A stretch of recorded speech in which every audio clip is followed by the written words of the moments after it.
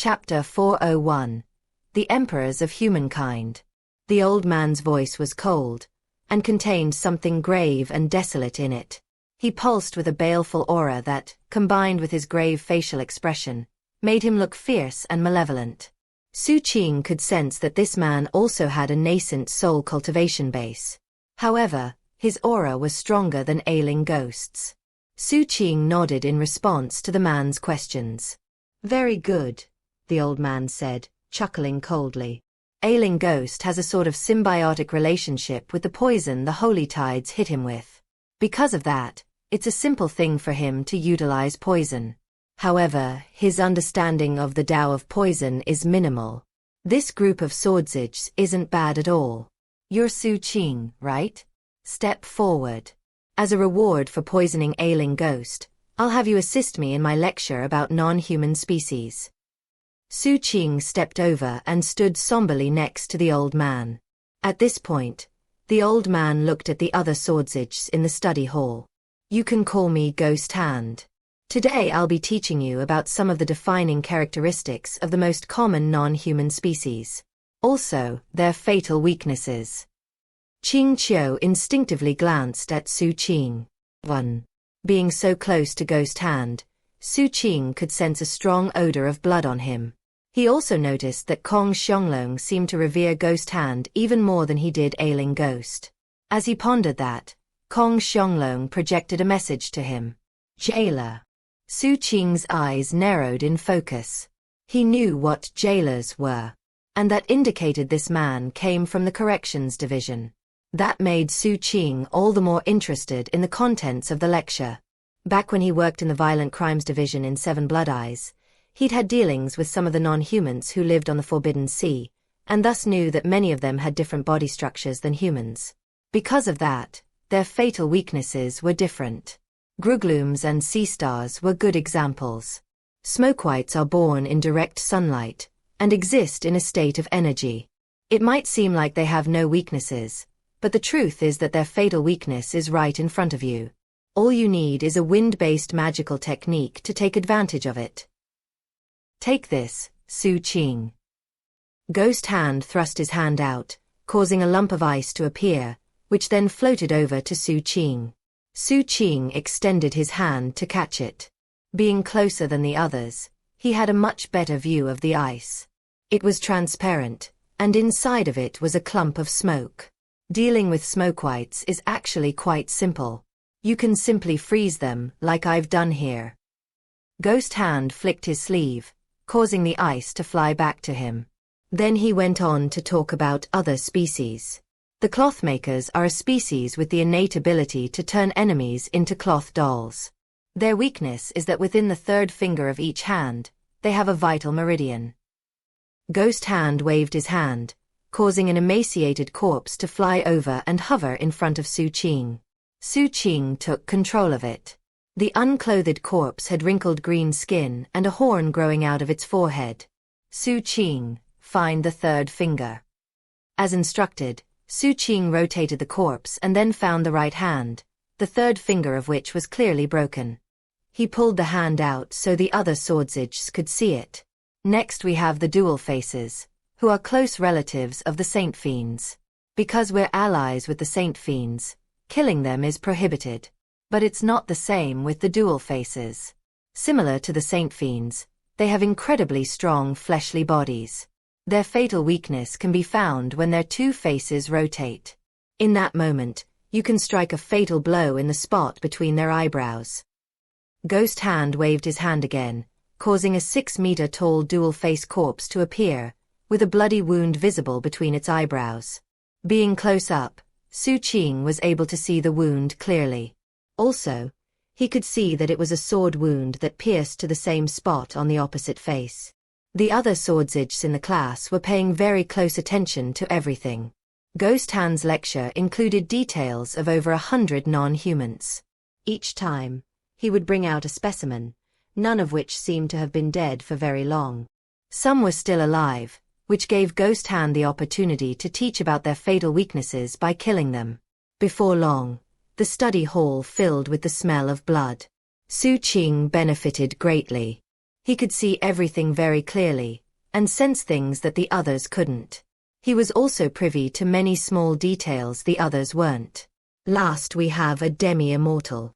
Grinning as if pleased from all the killing he'd done, Ghost Hand pulled out a gourd of alcohol and took a long drink. All of the previous specimens were personally gathered by me, just for this lecture.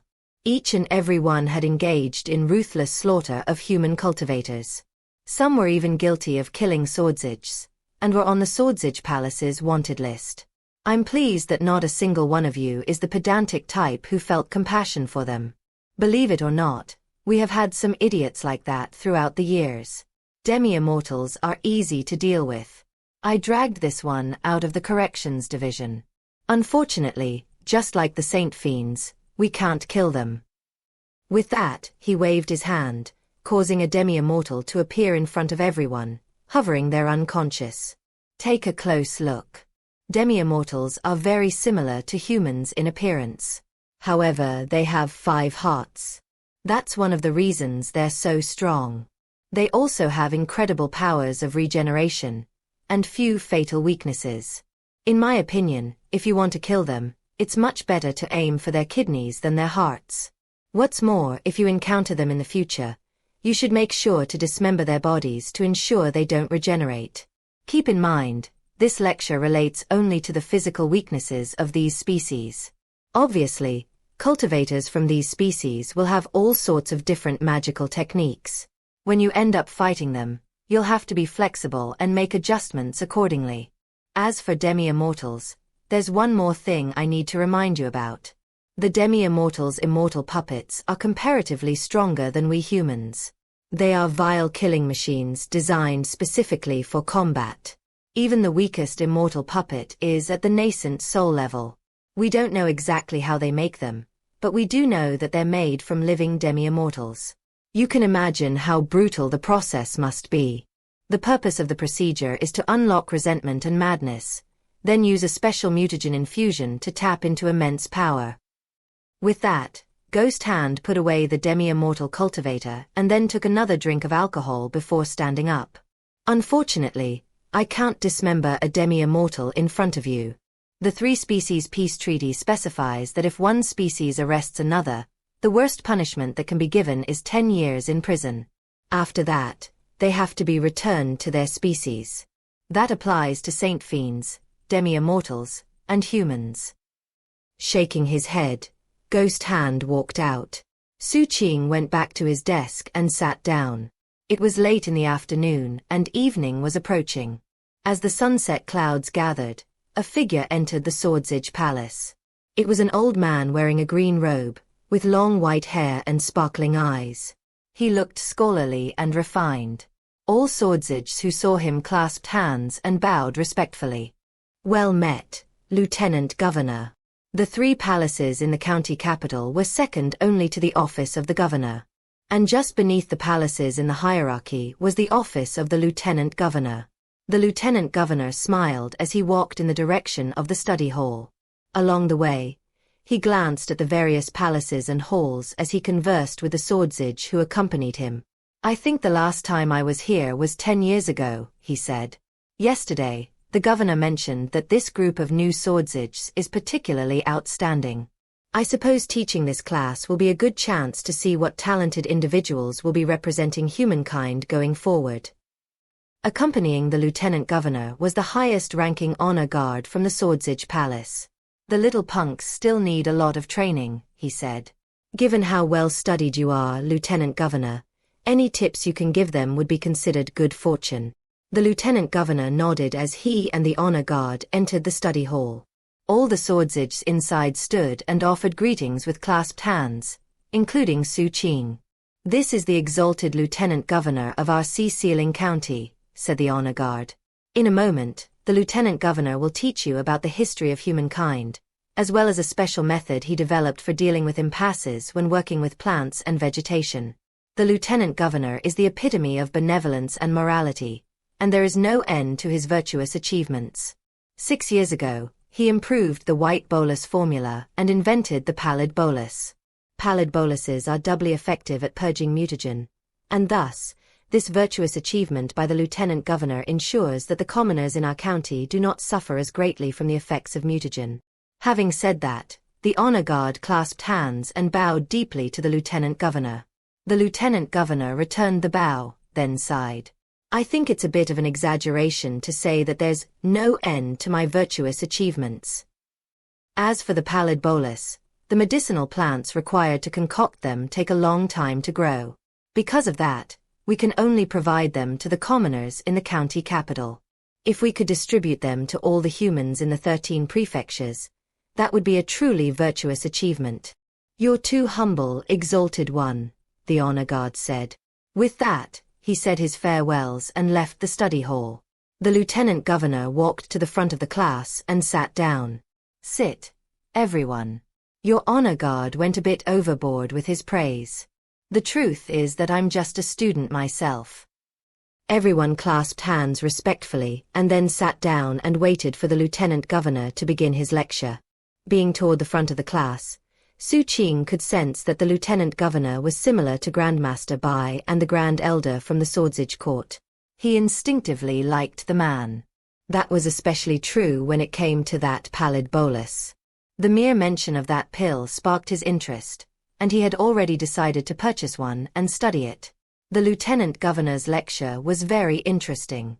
He talked about the history of humankind, starting with the glory days of ancient Emperor Dark Serenity, when he conquered revered Ancient and was venerated by all species. Eventually, he reached the point when the broken face of the god arrived, and revered Ancient was struck by catastrophe. Then he spoke about the emperors that had led humanity in the years after the broken face of the god arrived. Some had been like enlightened sages. Some had tried to lead humankind back into glory. Some had been happy to keep things as they were. In the year 37,938 of the East Glory calendar, Emperor East Glory sought to accomplish extraordinary things. Ignoring the advice of his counselors, he marshaled all humans to wage war against the Fire Moon Dark Heaven species. The war ended in a resounding defeat. The resources we humans had stockpiled for tens of thousands of years were lost forever.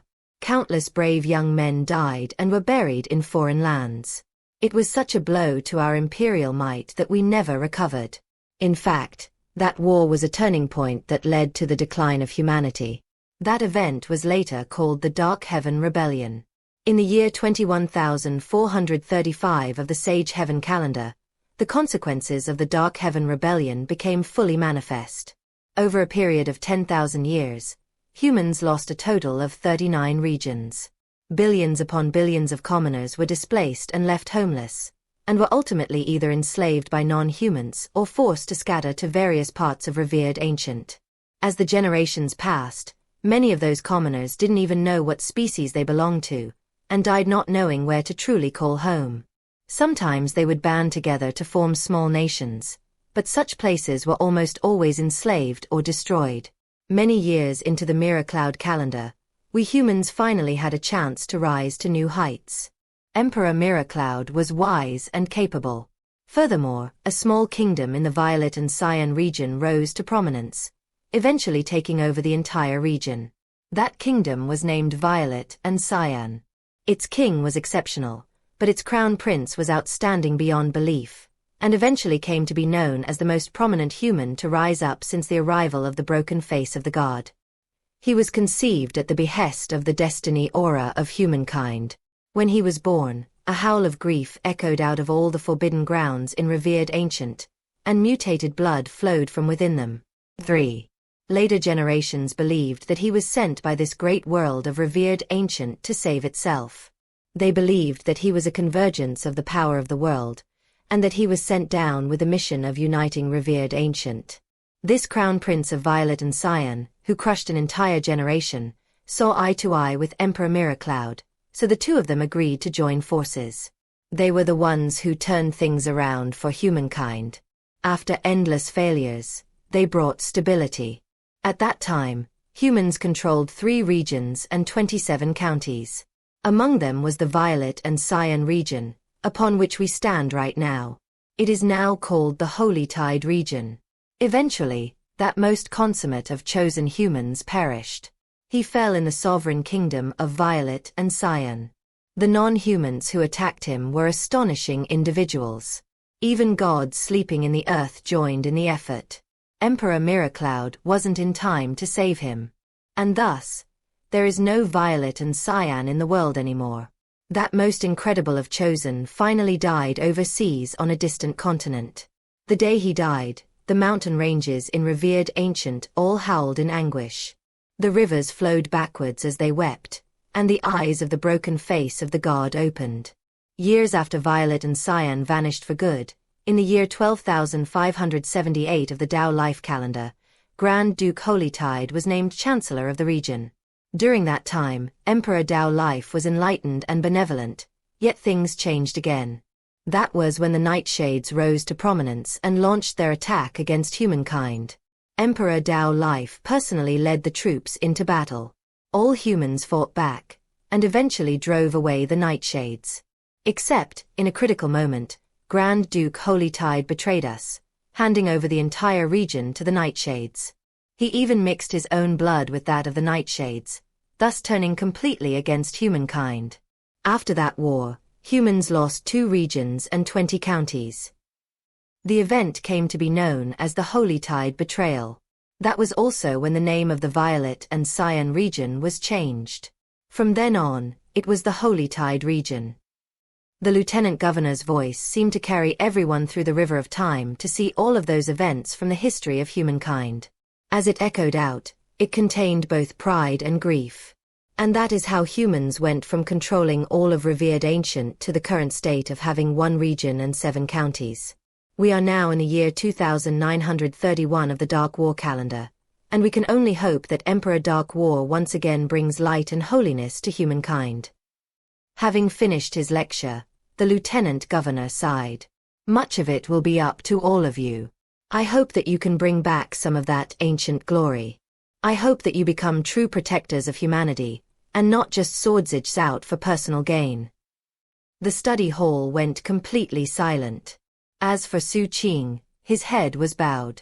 At some point, his hands had clenched so tightly into fists that they had gone numb and turned pure white. 1. Just to clarify, yes, this swordsage's name, Ghost Hand, is exactly the same as the nickname Qing Qiu has mentally assigned to Xu Qing. 2. There is a somewhat unique and specific term used to describe these emperors.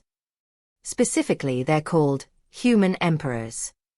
For the sake of pithiness, I'm generally just going to call them emperors.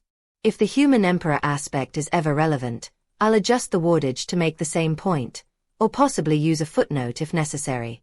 I also want to point out that certain characters like emperor and imperial often relate to cultivation levels in these novels as well. Usually I capitalize the cultivation stuff to make it stand out. That said, I also need to capitalize them when used as part of a title. Just because you see the words emperor/imperial, it doesn't necessarily mean it's related to cultivation level. 3. Compare this story of the Crown Prince of Violet and Cyan with what Master Seventh said back in Chapter 262. Chapter 402. Living things adapt to their environment. Unexpected things can inherently catch a person by surprise and throw their emotions into chaos. Xu Qing had been engrossed in the Lieutenant Governor's lecture about the history of humankind. It was his first time hearing about such things, so it was only natural that he was deeply interested. Perhaps because of that, he was caught completely off guard when that one particular name came up. Based on what the Lieutenant Governor was saying, that person had once done amazing things for humankind. But Xu Qing was not so great of a person that he could just forget about the past. His way of thinking was simple. He still wanted to find the crow and kill it. 1. It didn't matter to Xu Qing if that person's past accomplishments were truly as the Lieutenant Governor had recounted. And Xu Qing didn't think he needed to sit around wondering about the truth. Maybe it was true that the world could be described in terms as simple as good and evil. But Xu Qing knew that things between people were never simple. No, they were deeply complex.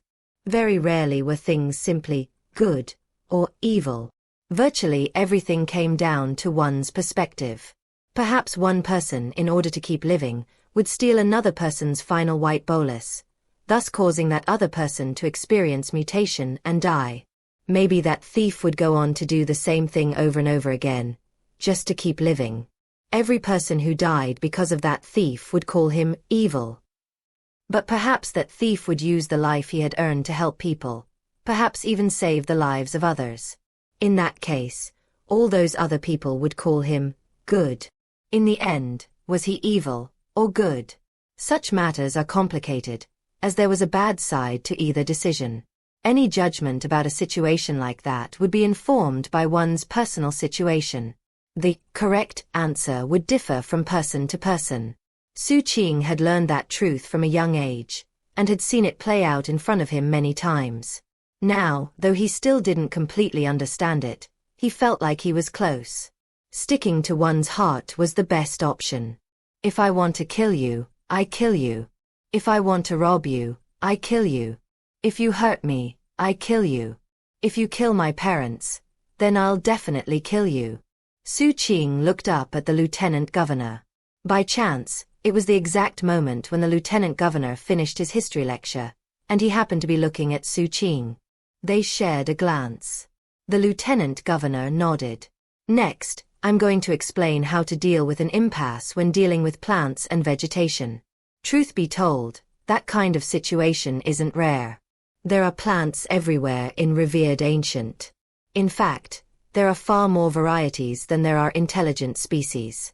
If you could observe revered ancient as a whole, and then remove all intelligent species, nothing much would change. But if you took away all the plants and vegetation, it would change very dramatically. The lieutenant governor's hoarse voice matched his physical appearance, making it seem like his words echoed out from the ancient past into the minds of those attending the class. I'm not going to teach you a specific method or technique. Instead, I'm going to give you a pattern to follow, something that you can build on in the years to come. After you leave this class, I want you to take time thinking about how to change the fundamental characteristics of a plant. For example, how to change an ordinary plant into a medicinal plant. Or how to take a spirit plant and turn it into a poisonous plant. Or, conversely, how to change a poisonous plant into a spirit plant. In a potentially deadly situation, that ability could be your means of salvation. Xu Qing had previously pondered this very subject.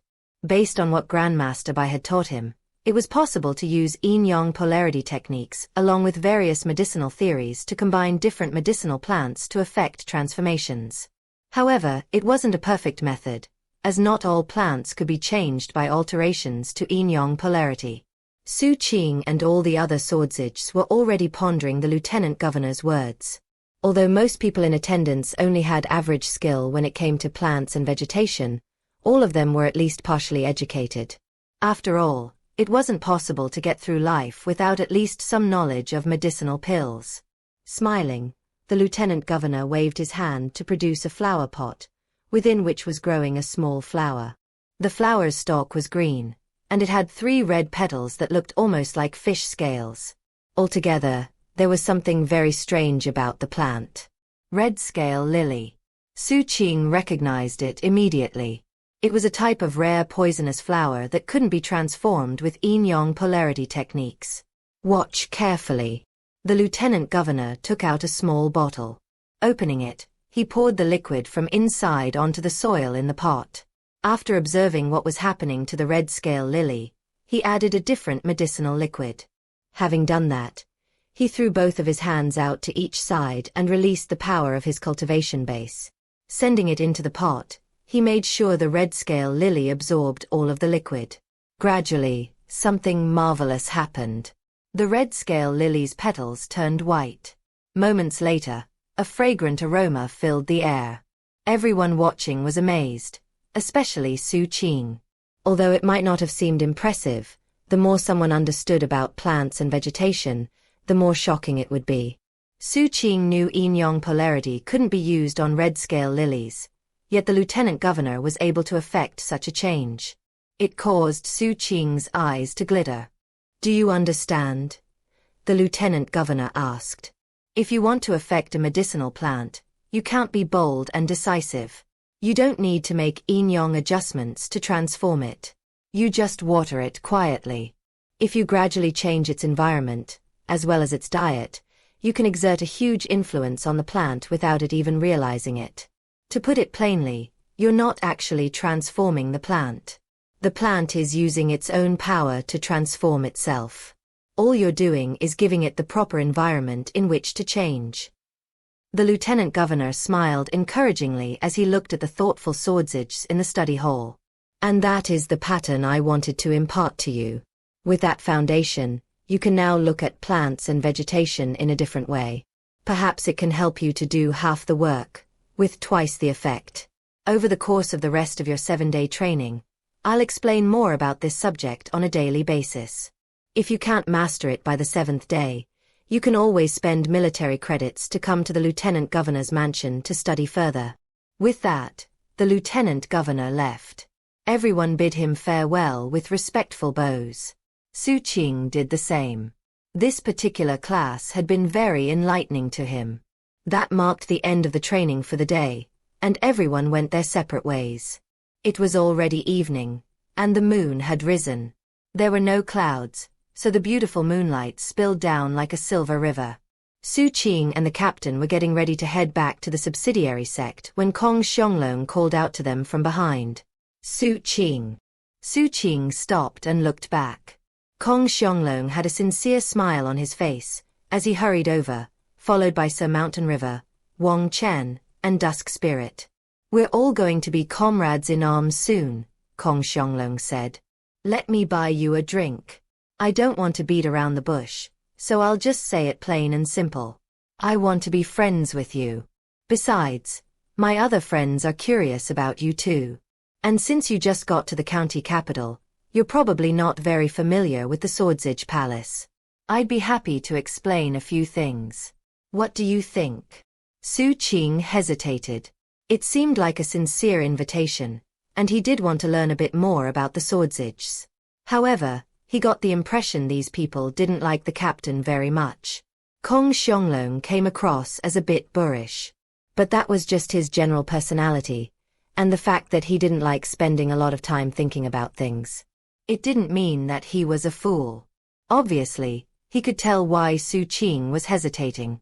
Suppressing his reservations about Chen Erniu, he said, "Fellow Darwis Chen, if you're busy."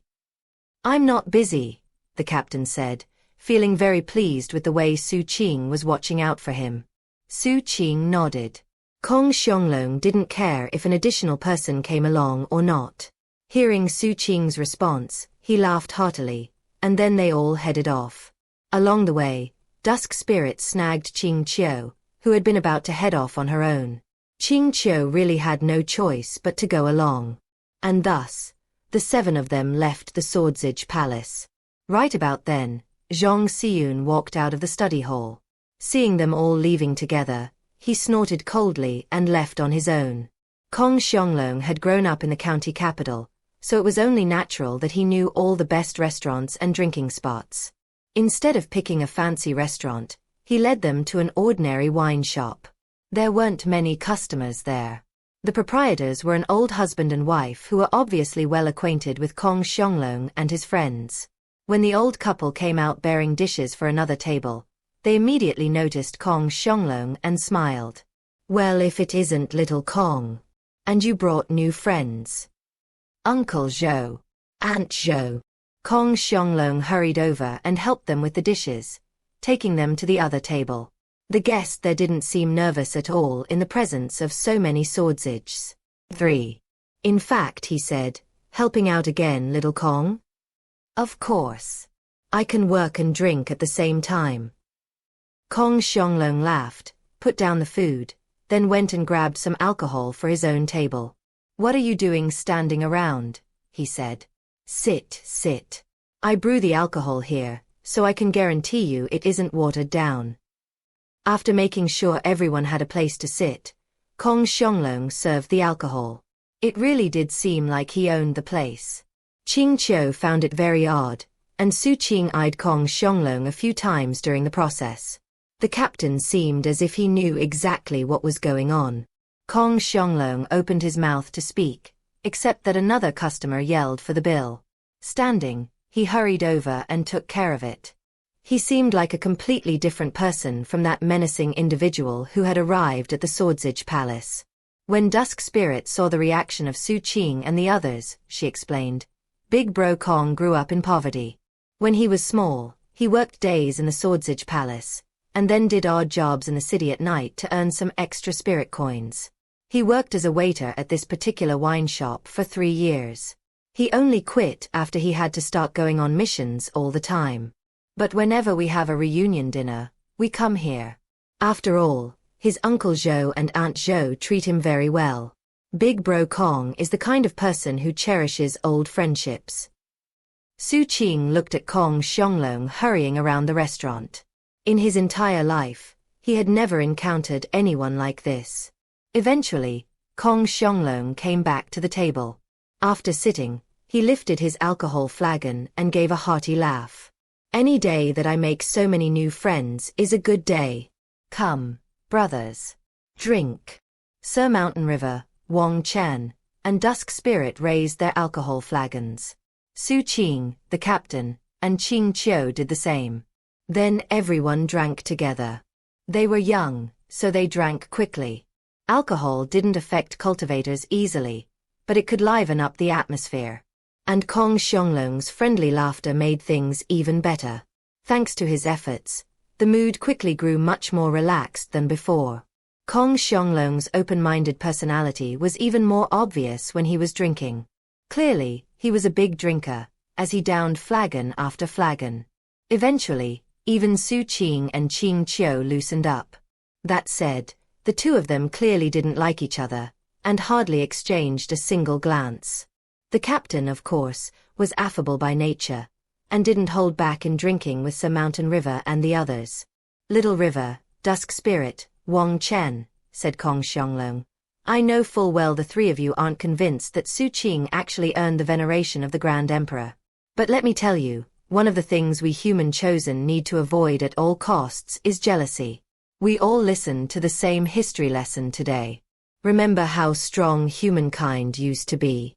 If it wasn't for infighting, we would still be just as amazing. I can't speak for the rest of you, but I'm completely convinced by Xu Qing. 30,000 meters is 30,000 meters. Kong Xianglong's heartfelt expressions eventually caused Sir Mountain River and the others to relax somewhat, and they even started chatting a bit with Xu Qing. That said, they were still very wary of the captain, and that wasn't something that would go away quickly. After 3 rounds of drinking, the food was served. Smiling at Xu Qing, Kong Xianglong said, Xu Qing, you probably haven't sought enlightenment of the Emperor's sword, have you? You either, little Dusk Spirit. I succeeded last year, so let me share some of my experience with you. Xu Qing was moved. He knew that such enlightenment sessions were rare, and that people usually didn't want to talk about the details. The captain was also surprised, and even Qing Qiu suddenly looked up. Kong Xianglong laughed. What's with all the weird expressions? It's just enlightenment of the Emperor's sword. That's all. Up to this point, Wang Chen had said the least. He was the one who quietly said, this is just how Big Bro Kong is. He gave me my life lamp. I didn't give you that life lamp. We stole it together. Kong Xianglong went to clasp Wang Chen on the shoulder, except his hand went right through him. Big Bro Kong, my true form is in a key cultivation juncture. Kong Xianglong laughed again, then looked back at Xu Qing and went on to explain his experience with the Emperor's sword. Thus, time passed. They continued to drink, until eventually the captain took out some special spirit alcohol from 7 blood eyes. It was so strong that mortals who drank it would die. To cultivators, it was considered fine liquor. That improved Kong Xianglong's impression of the captain a bit. Eventually, despite being cultivators, they were all starting to get a bit tipsy. After all, none of them were using their cultivation base to dispel the alcohol from within them. Of course, that made them more talkative. Sir Mountain River became less gloomy, and even started loudly cursing the Yao clan. Clearly, he was not happy about how close the Yao clan was with non-humans. Eventually, conversation shifted to the governor and the lieutenant governor. When it came to the former, they sighed, but at the same time, talked about him with understanding and admiration. As for the latter, he was widely regarded as a very intelligent and talented administrator who did a lot of good for the county capital. Eventually the captain and Kong Xianglong got into a drinking match, and the atmosphere got even more excited. As midnight approached, they finally left the wine shop. Although this one gathering wasn't enough for them all to become fast friends, at least they now knew each other a bit better. On the way back to the subsidiary sect, the captain threw his arm over Xu Qing's shoulders and pointed out with his other hand as if he were looking down at all heaven and earth. Let me tell you, little Qing. Those people simply do not have a very high alcohol tolerance. Your eldest brother, on the other hand, has got some skill. Kong Xianglong really was subpar. He couldn't come close to out-drinking me. Xu Qing smiled and nodded in agreement. The night passed without incident. The following days, classes continued in the study hall. As new swordsage, they learned more swordsage secret magics, and were taught many other things. Eventually, the swordsage palace arranged for them to break up into smaller groups that generally met in separate locations. Because of constantly being put into different groups, the new swordsages gradually got to know each other. On one occasion, Xu Qing ended up in a group with Qing Qiu, where they went through a course on dealing with ambushes. Although Qing Qiu's face was as cold as ever, they cooperated well enough that, inside, she was starting to feel conflicted. Another time, Kong Xianglong and the captain worked together on a search mission. They failed, the reason being that when they found the item they were looking for, the captain couldn't hold back and took a bite out of it. After that, Kong Xianglong took the opportunity to secretly tell Sir Mountain River and his other friends to be careful around Chen Erniu. That fellow has a nose like a dog's. He's incredibly skilled at searching for things. But he also likes to bite stuff. If you're on a mission with him in the future, you have to be very careful about your belongings. In that manner, the 7 days of training passed in a flash. Not only had they benefited greatly from the training, but also, the new batch of swordsages wasn't filled with a bunch of strangers. Everyone knew each other, and there were also some budding friendships. They weren't deep friendships, but they were a start. The start of becoming comrades in arms. The only exception was Zhang Xiun. When it came time for the final assessment, Xu Qing was told he didn't need to participate, and that he was being assigned a post with the Palace Lord. The Palace Lord didn't stay in the Swordsage Palace. He stayed in the Corrections Division. That was a tradition among Palace Lords in the Swordsage Palace. They always led the Corrections Division. After Xu Qing left the study hall with his post assignment, he headed to Xiaxia County's No. 1 prison. 1. The Crow is a reference to Xu Qing's metaphorical life story in Chapter 380. Please commit this to memory. 2. As I'm sure most of you know, women don't formally change their surname when they marry in China. However, there are various forms of address in which the woman could be referred to by her husband's surname. That seems to be what's going on here. The wife is likely not surnamed Zhou, but is being addressed as such for some reason that's not explained. At least, that's the conclusion Madam Deathblade and I came to. Chapter 403. Xiaxia's No. 1 Prison. The No. 1 prison in Xiaxia County was the Corrections Division. Operated by the Swordsage Palace, it was known far and wide. The vilest cultivators from countless species were locked up there, including saint fiends and demi-immortals. There were even some holy tides as well. Of course, humans who had been convicted of heinous crimes were also incarcerated there.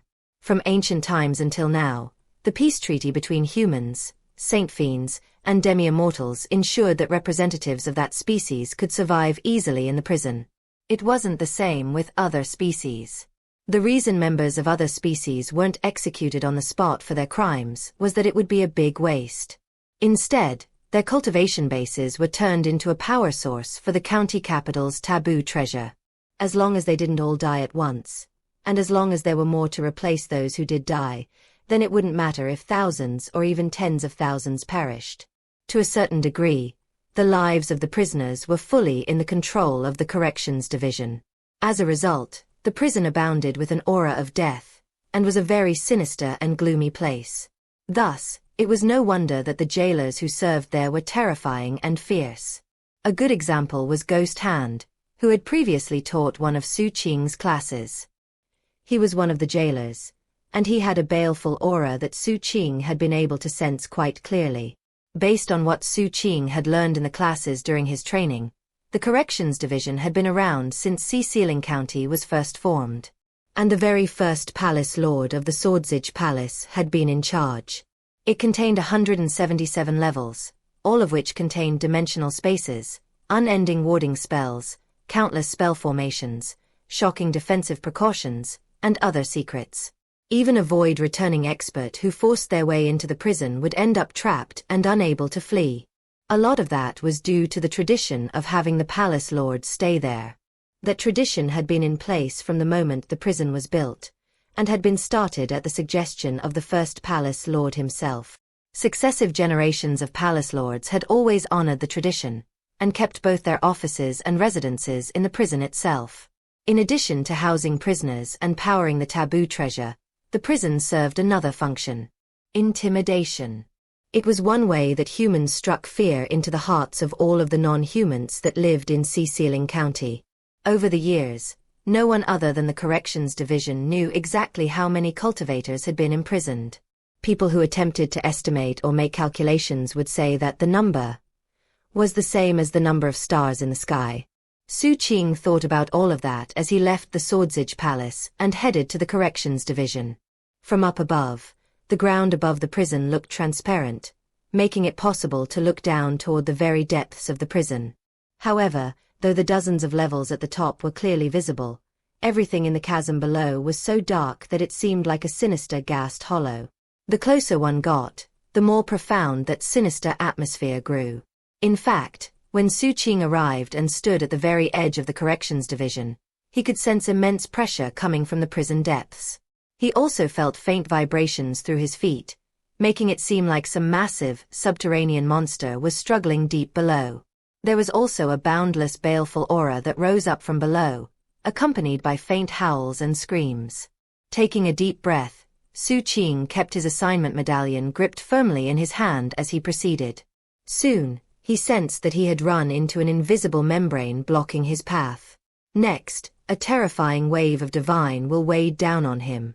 It contained brutal power as well as a force of expulsion. It was as if some invisible giant had waved its hand to swat him away. Xu Qing's mind reeled, but he didn't back up.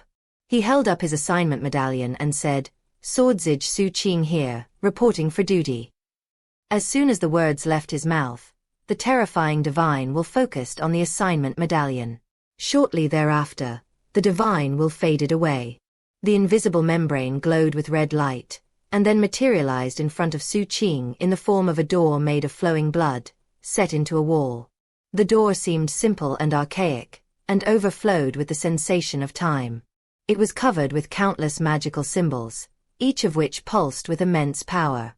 Together, they formed the image of a huge beast which glared at Xu Qing. Xu Qing looked at it expressionlessly. A moment passed, then the door creaked open and an unprepossessing middle-aged cultivator walked out. He wore a swordsage uniform that looked very similar to Xu Qing's. The difference was that instead of the design manifesting as a red flame, it was pure black. He had some scars on his face that were obviously injuries inflicted by magical techniques that couldn't be removed. The skin around them was withered, making him look unusually fierce. He also had triangular eyes. Looking at Xu Qing through those eyes, he flashed an eerie grin. "Welcome to the Corrections Division." With that, he turned and walked in the other direction. Xu Qing followed, stepping through the door and thus passing to the other side of the wall. He was now able to look down into the chasm of the prison, and could also see the staircase winding down around the edges. Xu Qing followed the jailer down the staircase into the Corrections Division. He sensed a cold and sinister aura from below, and the howls echoed around him, like those of wild animals. At the same time, darkness was everywhere. Not even the sunlight from above could penetrate the sinister haze which filled the place. Xu Qing didn't pay close attention to all of that. As he reached the first level of the prison, he He looked around at the various cell blocks built into the wall. Every cell block was massive, and contained countless cells inside. Within them were innumerable inmates from all sorts of species. The smell of blood and gore pervaded, creating a very noxious aroma. Xu Qing took it all in calmly and without any reaction. The jailer leading the way would occasionally look back at him, and soon seemed intrigued by Xu Qing's calm expression. As they went further down into the depths of the prison, Xu Qing finally spotted other jailers. Most were older in years, and thanks to the sinister atmosphere of the prison, all of them abounded with cold, baleful auras. Some dragged corpses dripping with blood. Their brutal nature caused Xu Qing's eyes to narrow. He also noticed that the jailers who looked at him seemed either cold, cheerfully ruthless, or suspicious. Xu Qing wasn't worried about the gazes. He could sense that every single jailer had a very powerful cultivation base, such that each one would definitely be a famous person outside the prison. To Xu Qing, they seemed like a pack of wolves. The people in the Swordsage Palace also seemed like wolves, but here, everyone was far more brutal and blood-soaked. They rejected anyone who wasn't a jailer, as if they had been here so long that the only people they recognized as important were the jailers and inmates. As for Xu Qing, he was currently neither an inmate nor a jailer. Because of his physical appearance, and his penchant for disguising his true nature, he stuck out to the jailers like a bright torch on a dark night. Like a little lamb led into the den of wolves. Despite how everyone was looking at him, Xu Qing remained calm and silent as he followed the jailer down to level 89. That was the exact middle of the prison. Above it were 88 levels and below it were 88. This level had no cell block. Instead, it had a pitch-black hall with 21 pillars in it, going from floor to ceiling. Coiling around each pillar were numerous black draca lizards that glared at Xu Qing in sinister fashion. At the same time, the torchlight in the hall was so dim it didn't illuminate much. All Xu Qing could see was a person seated cross-legged at the far end of the hall. Looking very respectful, the jailer said. "He's here, Palace Lord." The jailer then backed up, going all the way to the stairs, where he waited. Taking a deep breath, Xu Qing clasped hands and bowed to the figure at the far end of the hall. "Swordsage Xu Qing, here to offer greetings, Palace Lord." The moment the words left his mouth, a huge eye opened in the darkness of the hall. It seemed to be several dozen meters tall, with a vertical pupil amidst yellow. Within the eye floated numerous black motes, almost like a smoke or mist within the eye. Beneath the eye sat a burly middle-aged man in a black suit of armor, with flowing black hair. A long spear rested in front of him as he sat in front of the huge eye, pulsing with terrifying fluctuations. Looking at him, Xu Qing's mind spun, and he suddenly felt like he was looking at a god. This person had no mutagen, but he emanated such incredible pressure that he truly seemed like the god of this prison. This man was the current palace lord of the Swordsage Palace. Opening his eyes, he looked coldly at Xu Qing. His gaze was like lightning, causing Xu Qing's flesh and blood to tremble. His soul almost seemed incapable of standing up to the force, as though it might explode. Then the gaze retracted, and Xu Qing stood there with his face ashen, trembling. The palace lord then spoke in a deep voice. "Every swordsage is a sharp sword wielded for humankind as a whole. They should be ready to sacrifice their lives at any moment, all for humanity's sake." The palace lord's voice resonated with power as he spoke those 27 words, all of which echoed like heavenly thunder in Xu Qing's ears. 1. Though swordsages differ in terms of cultivation base and rank, it doesn't matter if you're talking about you or me, we're all sharp swords that defend humankind. I normally don't like showing favor to anyone. But you earned the veneration of the Grand Emperor, something borne witness to by many outsiders. Therefore, I issued a dermic decree that you should be appointed as my Secretary General. However, the entire purpose of that was to show respect to the Grand Emperor. You, Xu Qing, are simply a new swordsage who hasn't accomplished anything. Therefore, you don't deserve anything special. As far as I'm concerned, there's no difference between you and any of the other new swordsages. And you obviously can't compare to those who have already performed amazing services. The palace lord spoke calmly, yet the pressure that came with his words caused all of level 89 to tremble. Do you understand? Xu Qing nodded. What the palace lord said made sense to him. Besides, he wasn't exactly thrilled to be working as a secretary general. In the Swordsage Palace, the palace lord continued coolly, we don't raise greenhouse flowers. If you thought you could skate by because of the Grand Emperor's veneration, perhaps by taking it easy here, then you can screw off back to Emperor Receiving Prefecture and enjoy the glory of your 30,000-meter light there. After a moment of silence in which Xu Qing acclimated to the pressure, he looked up and said, Palace Lord, is there really anywhere in this world where one can take it easy? The palace lord looked back at him. I don't know the answer myself, Xu Qing continued. I do know that some people take it easy, after others endure extremely difficult circumstances on their behalf.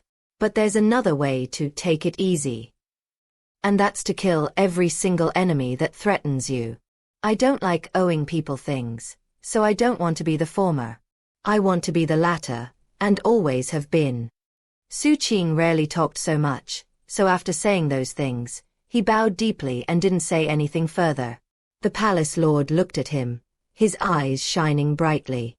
You can keep the title of Secretary General. However, I don't have any need for you to follow me around doing that type of work. I'm going to have you work as a jailer. I want to see exactly how you behave as the second type of person you just described. Having received his orders, Xu Qing bowed again to the palace lord, then turned and left. After watching Xu Qing disappear, the palace lord coolly said, What do you think of him? He speaks sincerely, came the response, a voice that rumbled through level 89 like the roar of a wild beast. The Draca lizards coiled around the 21 pillars all trembled and bowed their heads. My thoughts exactly. With that, the palace lord produced a jade slip which contained information from Emperor Receiving Prefecture's Swordsage Court. It had all of the details about Xu Qing.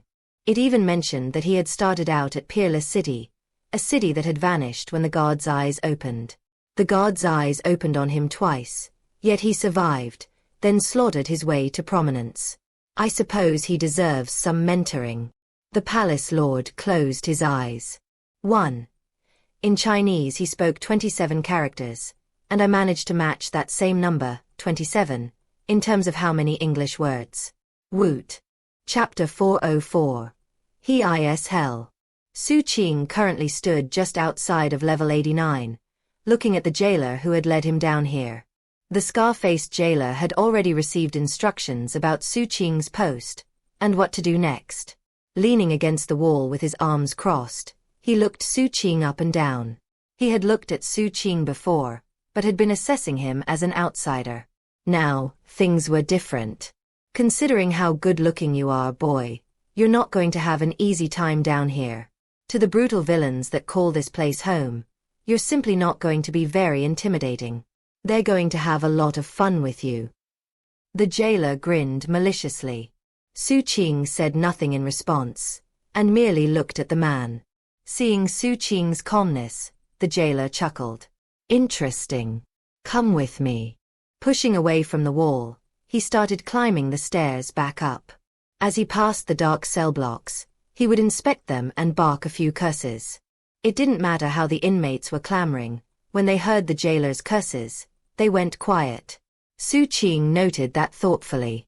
Each cell block contained a large dimensional space, within which were hundreds of cells. Imprisoned in those cells were all sorts of prisoners from every imaginable species. Many were bizarre in appearance, with the majority not even being humanoid. Xu Qing even spotted a few sea zombies. After looking around, Xu Qing retracted his gaze and then peered into the darkness below. A chill, sinister wind rose up from there, along with occasional howls and screams. Don't even bother looking, the jailer said coolly. Everything below level 89 is Unit C. You're not allowed to go there. Not even I'm qualified for that. Was this place once a ghast hollow? Xu Qing suddenly asked. You're very well informed. Yes. This place was indeed a ghast hollow. Back when the Corrections Division was established, The Emperor himself sent people here to take control. Hold on, what was that? The jailer's facial expression darkened. Turning, he kicked open one of the cell block entrances. As he stepped inside, the door smacked shut behind him, then turned blurry, making it impossible to see inside. Xu Qing stood patiently waiting outside. Shortly thereafter, the cell block door opened, and the jailer emerged, grinning cruelly as he wiped his mouth free of blood. One of the inmates is a horn merchant who used to be in the same little sect as me. After I became a jailer, I requested time off specifically to go arrest him. He never behaves well. Whenever I get a chance, I go in and show him a thing or two. Of course, I have to be careful. Can't kill him. Otherwise all the fun will come to an end. The jailer seemed a lot more relaxed now. He even whistled a bit as he led Xu Qing onward. Glancing into the cell block, Xu Qing saw that it was absolutely still and quiet, with a faint blood mist slowly settling down. Obviously, when the jailer mentioned showing him a thing or two, it was more complicated than it seemed on the surface. That said, this was roughly how things worked in the Violent Crimes Division, so Xu Qing wasn't surprised. As Xu Qing followed along, he saw more and more jailers. Most were in the cell blocks standing guard. However, things were different compared to when the jailer led him down. This time, the jailer called out greetings to whoever he saw. We got a newbie here. The jailers they encountered, all of whom pulsed with bloody and baleful auras, seemed intrigued, and some of them even started following along. In short order, there were over 30 jailers in their little group. Many were urging the first jailer to hurry up. Come on, Oli, this is far enough, one of them said. We're already at D170. There's nothing interesting past this point. We've all got things to do and just want to enjoy the show. Enough with the delays. The middle-aged jailer grinned and stopped in front of one particular cell block. All right. This is the spot. He kicked the door open, then beckoned at Xu Qing to follow him as he stomped inside. Xu Qing looked over his shoulder at the more than 30 jailers behind him. All of them looked at him with gleaming eyes, like a pack of wolves. "Want to bet on the outcome?" he asked suddenly. The jailers laughed. "I'll bet on myself," Xu Qing said. With that, he took out a small sack that had about 100 spirit stones in it. He tossed it to Oli. Without saying another word, he turned and entered the cell block. Very interesting. The jailers outside the cell block exchanged even more curious glances, then followed. The moment Xu Qing stepped inside, his vision blurred briefly, and then he found himself in another spatial dimension, surrounded by over 100 cells. There were all types of prisoners. Some looked vicious, some looked grim, and some grinned wildly. None of them spoke. They just watched as Xu Qing entered with the jailers. The middle-aged jailer the others had called Oli glanced around then called, "It's playtime, fellas. It's your lucky day. The same rules apply as always. For every chunk of flesh you rip off, you get 1 month cell-free. You'll be free to roam D170 as you wish, and won't face any reprisals. Same as ever." The inmates were already breathing heavily, and their brutal and wild gazes were fixed on Xu Qing, as if they wished to rip him limb from limb with their eyes only. To them, Xu Qing looked dainty and tender, like a pastry that could be consumed in a single bite. Vicious cruelty rose in their hearts. After all, a month of freedom without being locked in a cell was something each and every one of them longed for. Though they all knew that the people assigned to work here as jailers weren't ordinary individuals, they all still felt confident. Any criminal sentenced to serve time here was someone who had slaughtered numerous human beings. Being locked up constantly only caused the perverse energy within them to build higher and higher. Not only did Xu Qing himself pique their interest, but also they detested swordsages. Because of that, the ominous atmosphere in the cell block grew more intense. Seeing all that, Oli looked at Xu Qing. "All right, you little punk. This is how we do things in the corrections division. Every new jailer has to quell a cell block riot. If you fail, you'll end up as someone else's assistant, and won't qualify to do real jailer work. If you succeed, Then you'll qualify to be in charge of an entire cell block. Have fun. And make sure to kill a few for us." With that, Oli strolled back to the main entrance where he stood with the other jailers. There, he waved his hand, and clanging sounds rang out as all of the cells in the cell block opened up. At the same time, the restraints constricting the inmates' cultivation bases were removed. Gold core auras instantly sprang up everywhere. In Unit D, most inmates were gold core cultivators. Because of being locked up, their spirit energy was weak. But there were over 100 of them, all with various skills and abilities. What was more, they all had brutal auras that only the most resolute high-level swordsage would be able to face without shying away. Beyond that, there were some species present who had extremely impressive fleshly bodies. Obviously, this wasn't going to be any sort of conventional fight. The inmates were already moving toward Xu Qing, some of them cackling madly, others stoic, others howling in rage. Some moved quickly, others took their time. Some seemed to advance with wild abandon, others were clearly planning things out. And while some had terrifying fleshly body power, others were clearly using astonishing magical techniques. They were like a horde of devils or a pack of wild beasts, pouring out of the cells and converging on Xu Qing. Xu Qing stood there looking like a helpless lamb just waiting to be ripped to pieces. The observing jailers already seemed to be having fun. All of them had gone through this process, so they all looked forward to watching other newbies go through it. Of course, if it got to the point where it looked like Xu Qing might die, they would interfere. This really was a tradition, not bullying or harassment. "Remember, kid," Oli called, "you need to ask for mercy if things get too rough. Don't get yourself killed before we can save you." Nodding, Xu Qing strode forward toward the first inmate, who was a non-human covered with scales that resembled armor. As the non-human closed in, grinning viciously, Xu Qing lunged forward. A boom rang out. The vicious grin remained on the non-human's face. All he felt was something like a strong wind hit him. Then a tremor passed through him and blood sprayed out of his mouth. A look of shock filled his face as a dagger appeared in Xu Qing's hand, which then slashed through his throat. The blow was delivered with such force that the non-human's head flew off his shoulders within a geyser of blood. Xu Qing shot backward, slamming into another non-human.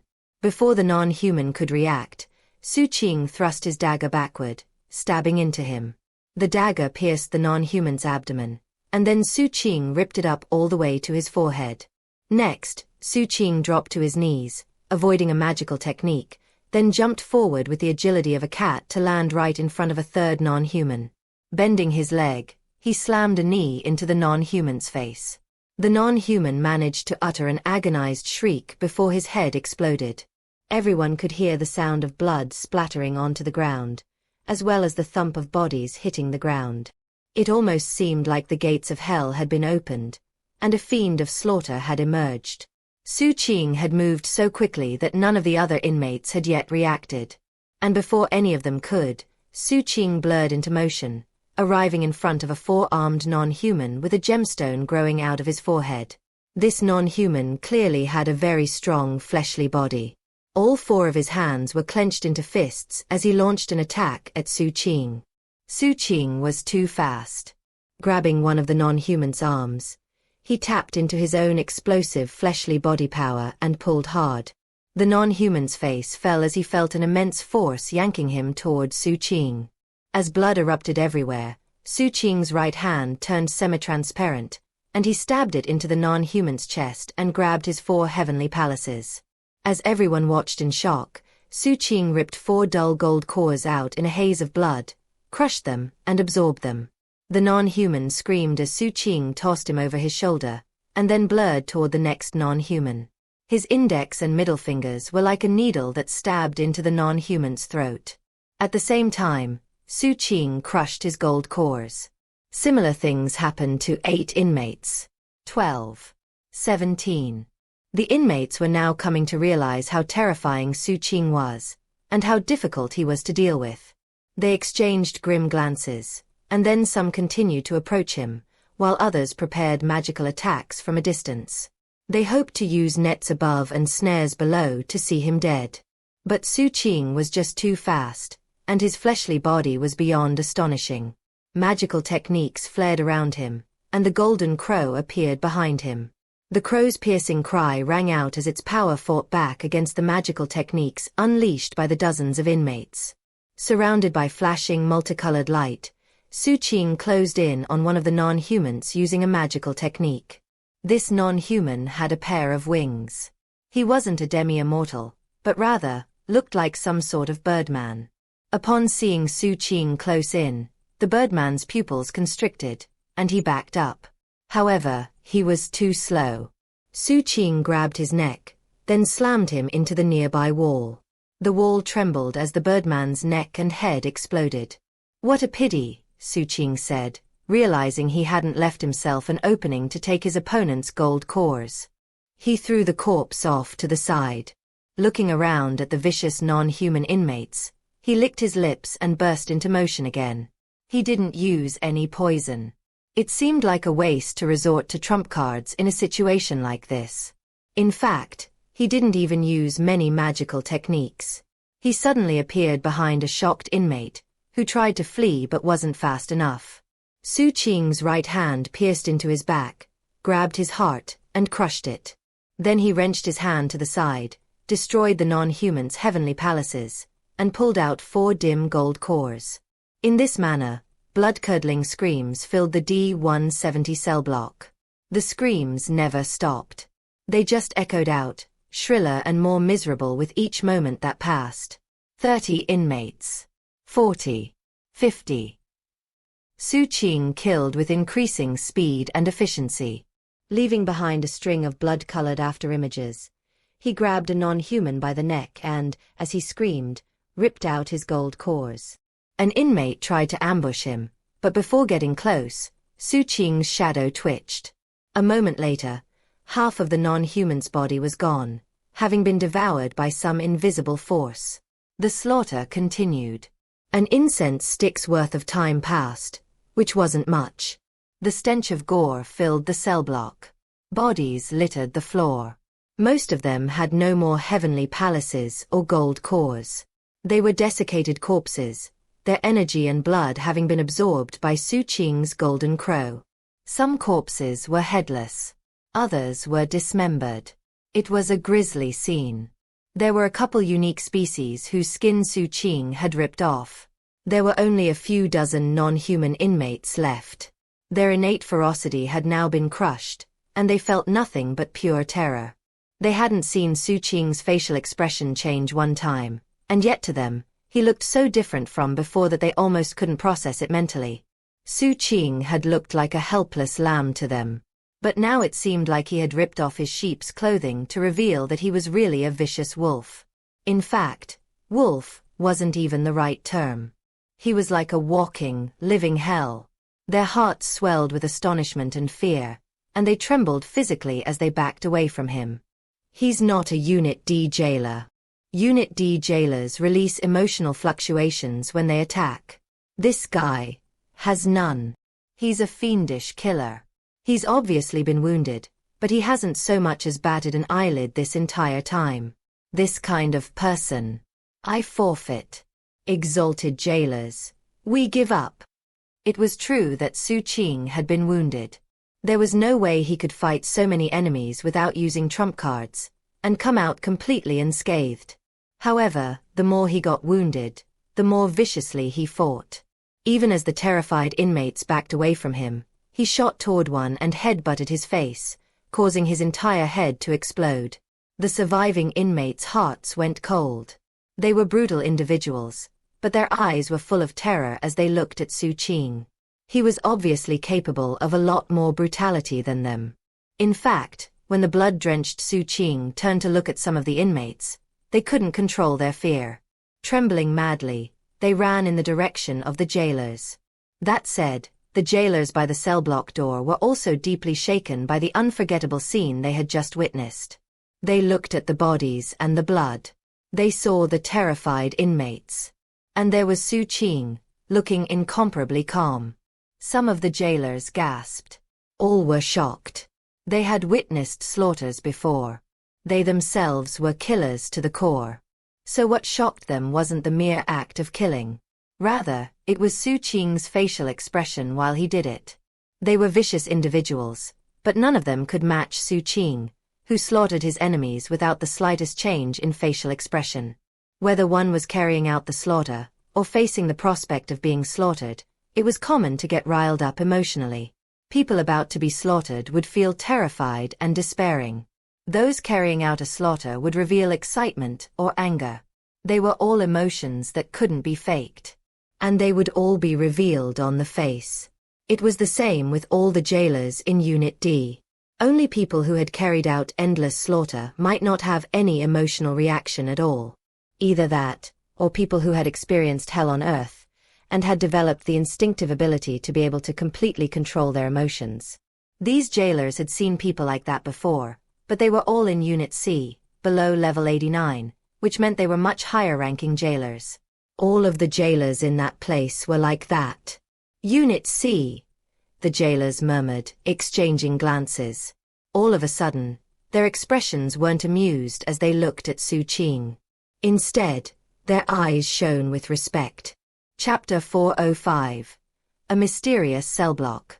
Xu Qing was still carrying out the slaughter. Hell personified was still on the move. Truth be told, the Unit D jailers were both correct and incorrect. They were correct in that Xu Qing's facial expression hadn't changed at all during the slaughter. They were incorrect that Xu Qing was controlling his emotions. In his life, he had climbed through piles of corpses. He had flirted with death. Twice had he faced the gaze of a god. Therefore, he didn't need to control his emotions. To him, killing was an instinct. If you hurt me, I kill you. The inmates' brutal ferocity had set their fate from the beginning. It didn't matter if the setting was a prison or outside. Xu Qing wouldn't hold back because the inmates suddenly lost courage. And he wouldn't stop because of their anguished screams. He continued moving. Continued attacking. He chased down one fleeing inmate after another, attacking them in vital spots. Using what he had learned in his training, he killed them one by one. Of course, he still needed more gold cores. And thus, many miserable shrieks rang out during the process.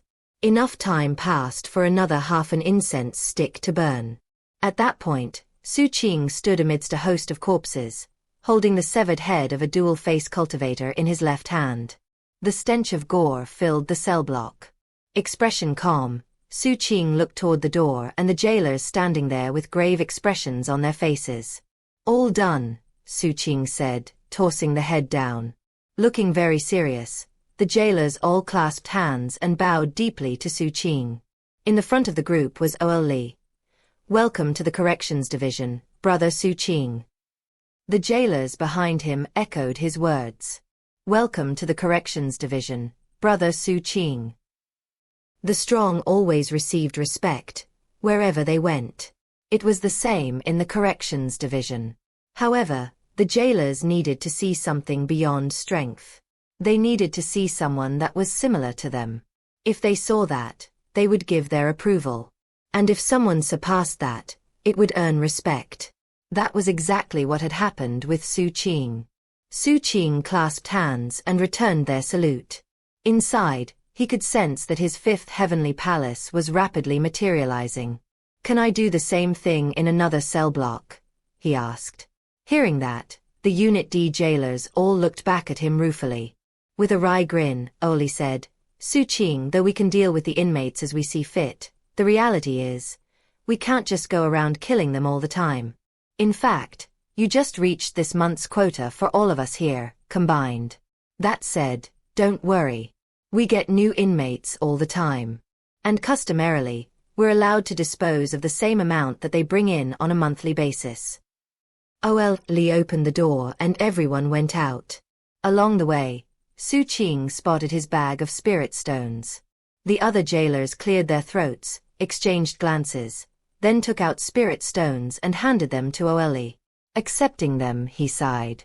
I went to all the trouble of bringing a newbie here, thinking I'd get rich. Who would have thought? Shaking his head, Li distributed some of the spirit stones to 5 of the other jailers. Chuckling happily, The other jailers took the spirit stones. They were the only ones who had bet on Xu Qing. Li then gave the rest of the spirit stones to Xu Qing. Xu Qing had made a good decision about the bet, as had those 5 others. Most of the other jailers had bet that Xu Qing would last for a certain period of time. Li served as the bookie. Clearly, though some people had bet on him winning, Xu Qing himself came out with the most profit. After all, he had bet the most. He felt very pleased taking his spirit stones. The other jailers all had cell blocks to manage, so they clasped hands and left. Then Li took Xu Qing to register. Along the way, his attitude was very different compared to before. Brother Xu Qing, I'm normally in charge of level 35. If you have trouble with anything, just come find me. I can help out. Right now I'll take you to register. You'll get your own cell block and a jailer's uniform. We'll also keep a record of your aura so you can come and go as you please. Xu Qing nodded. As he passed the various cell blocks, he felt a bit of regret. Li noticed his expression and grinned. There's something you should consider. If you can dominate 88 levels of Unit D, then you can get a promotion and become a Unit C jailer. Li's grin wasn't fake. It was very sincere. If you become a Unit C jailer, then you can deal with prisoners however you want. No limitations. Furthermore, you can earn a lot more military credits. You're talking about the levels below 89? Xu Qing asked. He had noted the talk about Unit C. That's right. The Corrections Division is divided into Units A, B, C, and D. Level 88 and above are Unit D. Below level 89 is Unit C. As for Units A and B, well, that's beyond the scope of our authority.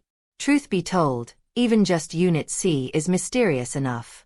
I've never been there, and I don't know how many levels are in it. I just know that even the weakest inmates there are at the nascent soul level. And they're far more brutal and ferocious than anyone in Unit D. Li led Xu Qing to the registration office on level 9. There, Xu Qing got his Corrections Division uniform with its black flames, and also left a record of his aura. He also got his cell block assignment. D-132. When Li saw Xu Qing's assigned cell block, he was shocked, and looked Xu Qing up and down a few times. Xu Qing wasn't sure what that meant. Is something wrong? D-132.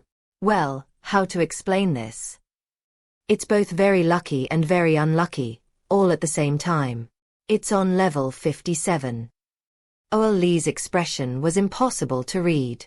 Xu Qing frowned slightly. It doesn't have anything to do with the inmates, Li went on.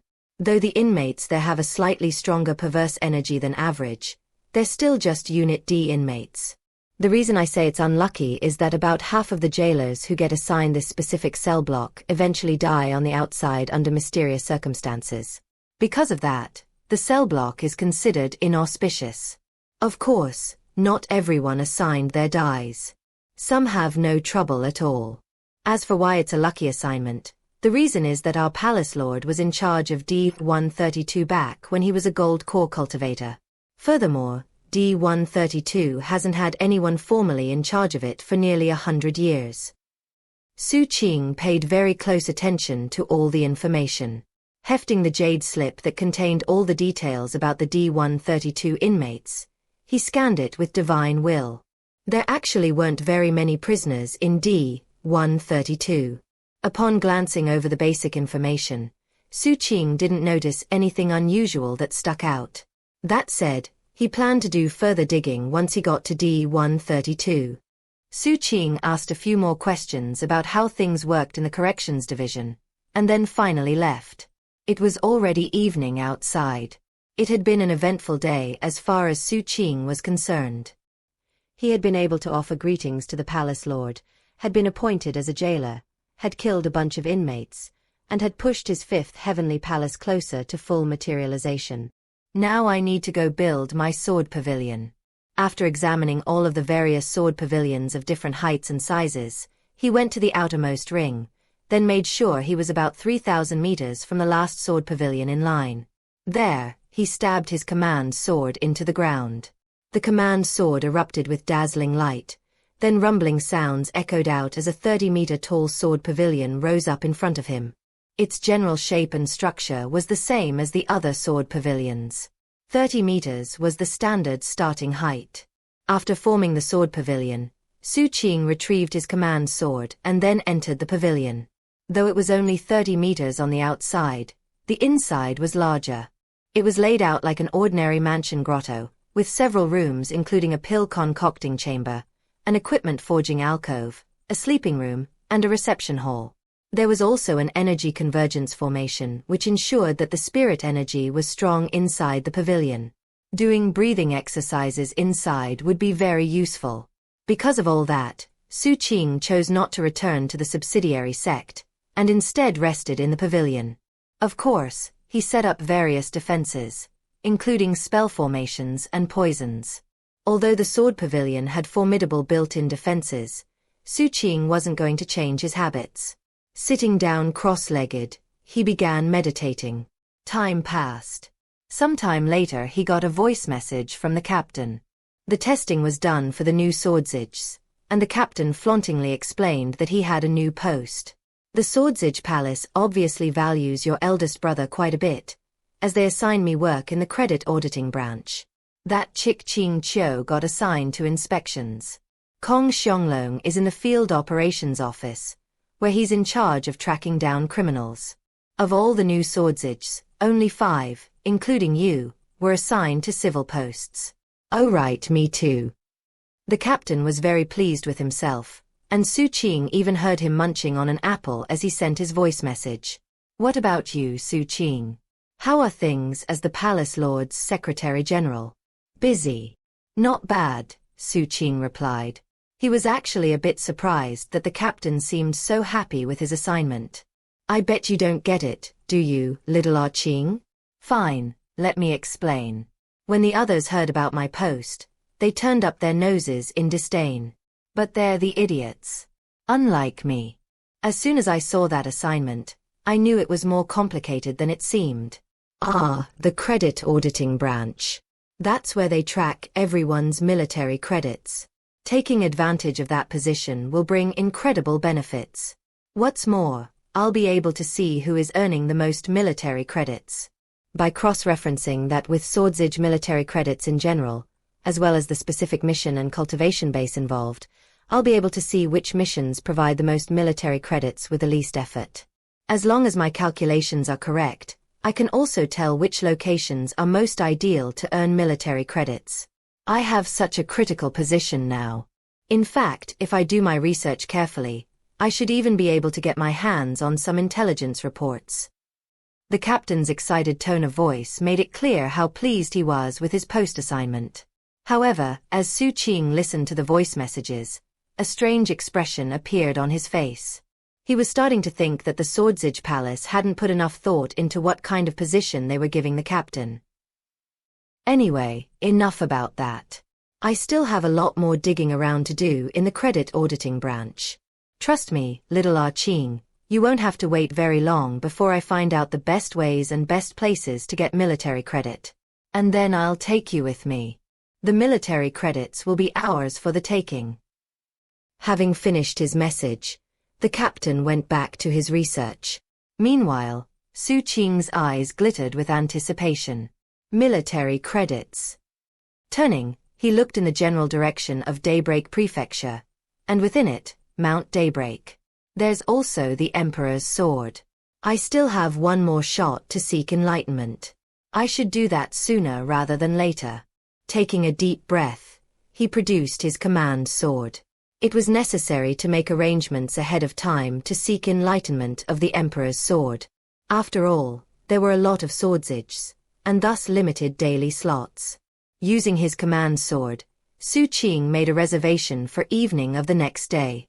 At that point, he devoted some thought to D-132. Taking out the jade slip with the information about the inmates, he started studying. There were only 14 inmates in D-132, all of whom had been locked up there for 500 years or more. There were some who had been imprisoned for 1,000 years. No new inmates had been locked up in that time, and none had died. But because no one had been in charge of the cell block for 100 years, it hadn't been inspected. Nor had anyone come out of the cell block during that time. The only maintenance was to occasionally send spirit energy into the cell block to keep the inmates alive. After going over all the information thoroughly, Xu Qing still didn't see anything particularly noteworthy. If there was anything that could be considered unusual, it was that the inmates in D-132 seemed much more long-lived than those in other cell blocks. Finally, Xu Qing decided he just needed to see the situation with his own eyes. The next day at dawn, he went to the corrections division, going directly to level 57. Soon, he found himself standing in front of the door of D-132. It was pitch black, and had a simplistic, ancient feel to it. After standing there for a moment, Xu Qing's eyes glittered with determination, and he slowly pushed the door open.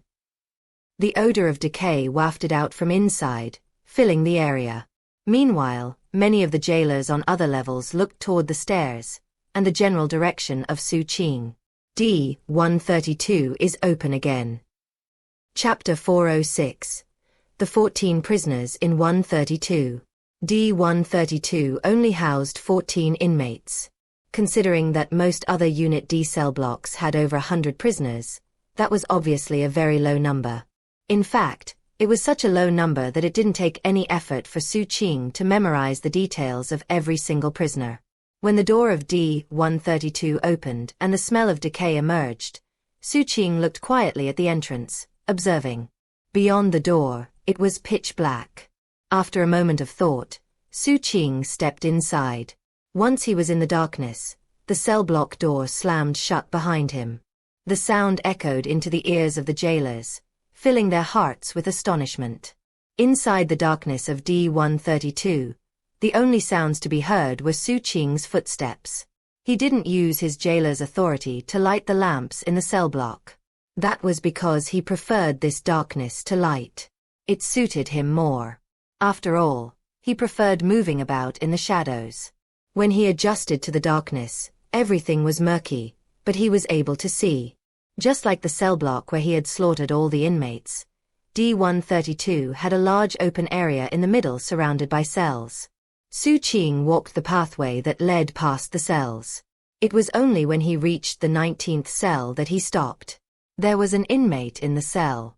It was a figure seated cross-legged, back to Xu Qing, so tall that its head nearly touched the ceiling. It wore no clothing, but was covered with countless tentacles, some long, some short, all of which swayed back and forth and covered it like a garment. The giant seemed to be completely ignoring Xu Qing. It was also apparently eating something, as chewing sounds echoed out from its head, which slowly bobbed up and down. Xu Qing stood outside the cell, watching coldly. By means of his shadow, he could see exactly what this prisoner was eating. It was feeding on its own tentacles, slowly ripping them off one by one and consuming them. Xu Qing was also able to get an overall picture of the prisoner.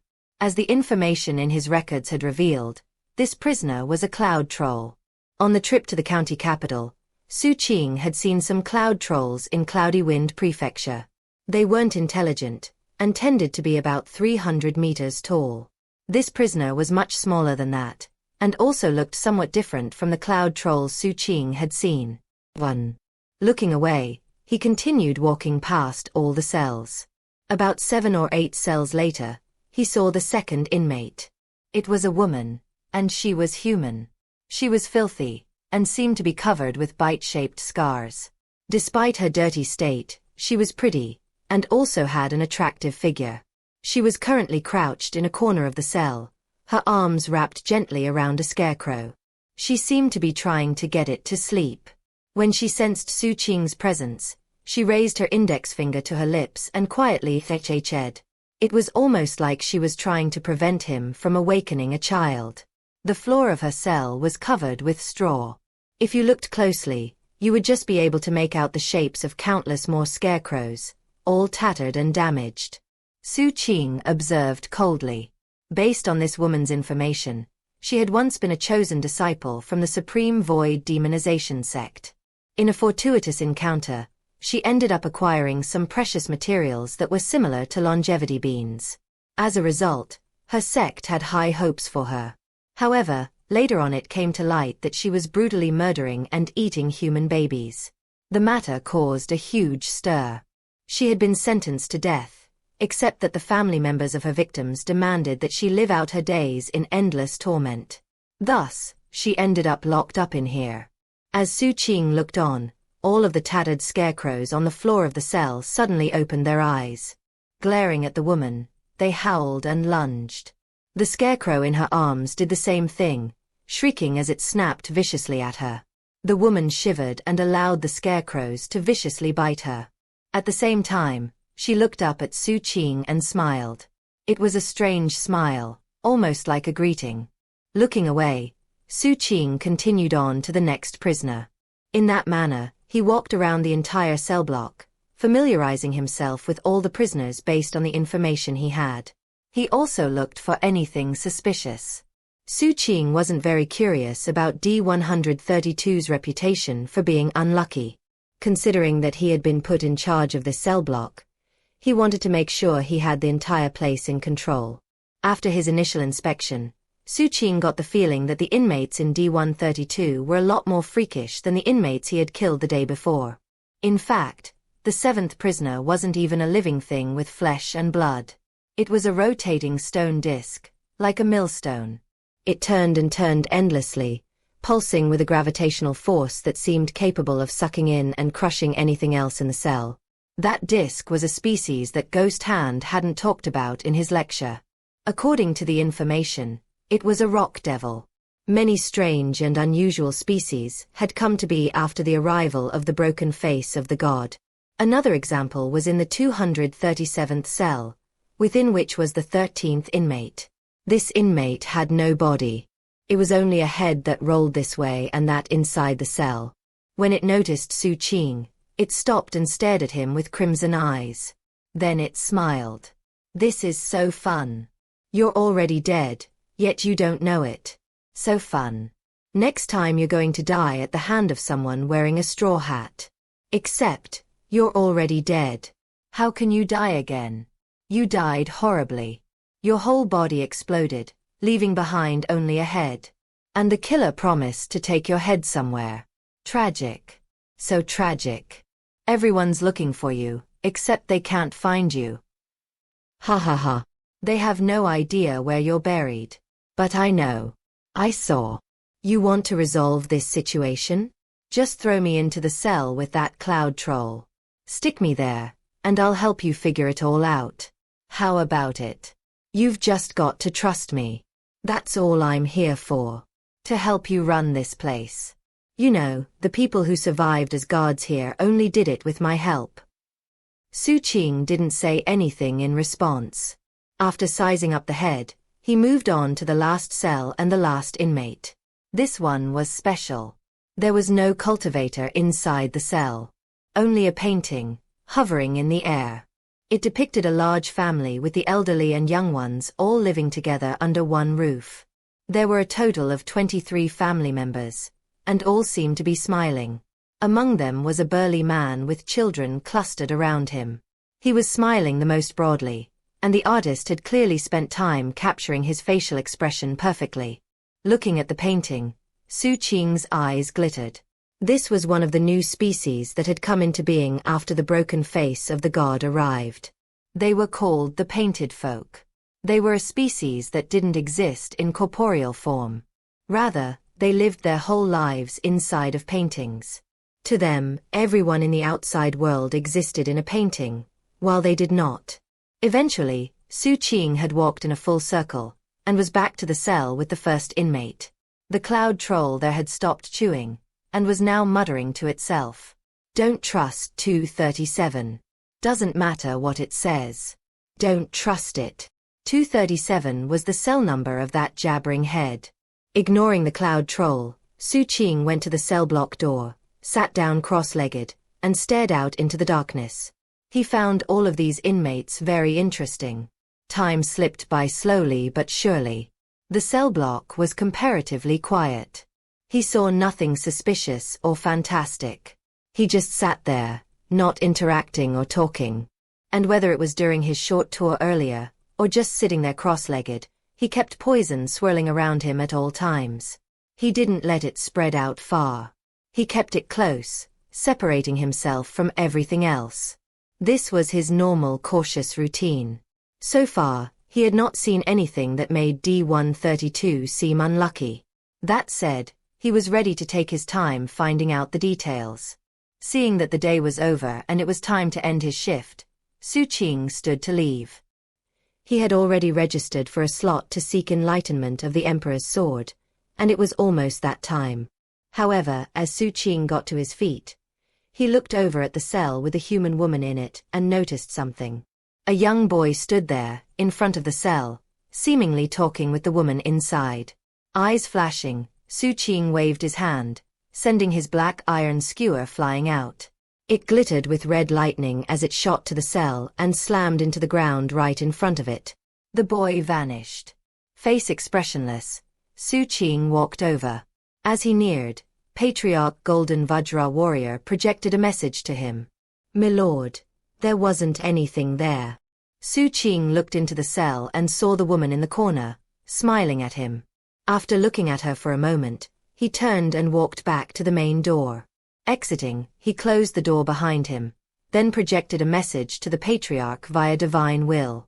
"You didn't see anything?" "Huh. Milord, there wasn't anything there. I couldn't see or sense anything." The Patriarch was being cautious in his response, and was feeling quite anxious. He felt like he was on Xu Qing's bad side right now. Therefore he cherished every opportunity to shine. But he really hadn't noticed anything. Xu Qing frowned and looked at his shadow. "Milord, nothing." The shadow stammered. Just like the Patriarch, the shadow felt like it was also in Xu Qing's disfavor. Eyes glittering, Xu Qing looked back at D-132. However, right now he needed to keep his appointment to seek enlightenment of the Emperor's sword. Stowing his curiosity, he left the corrections division. Evening was already approaching. Dark clouds filled the sky. It seemed it would be a rainy night. As Xu Qing flew up toward the Swordsage Palace, he suddenly noticed a 300-meter sword pavilion shining with dazzling light. As it rumbled, dozens of beams of sword light erupted from it. An old man wearing a Swordsage uniform rushed out from that sword pavilion, his hands flashing double-handed incantation gestures as he tried to stop the sword light. Unfortunately, he failed, and one of the beams of light shot straight toward Xu Qing. It moved with such speed, and with such power, that it obviously surpassed the gold core level. It was more like a nascent soul attack. Face turning grim, Xu Qing shot backward. At the same time, his violet heaven's supreme limitless crown glittered brightly, helping him to dodge. Sword light screamed past him. "My apologies, young friend. I'm so sorry." The old man managed to stop all the other sword energy, then looked over apologetically at Xu Qing. "I was just researching a new technique, and made a bit of a mistake." The old man smiled wryly. Despite being a nascent soul cultivator, he was still being very apologetic as he approached and clasped hands. Xu Qing studied the old man with a frown. He didn't get a sense that the incident had been intentional. After all, a single stream of nascent soul sword energy wouldn't be enough to kill him. Besides, this was the county capital, and he had just come out of the corrections division. Killing someone here would require launching a single deadly blow that wouldn't miss. After a moment of thought, Xu Qing nodded. It seemed most likely the whole thing was an accident.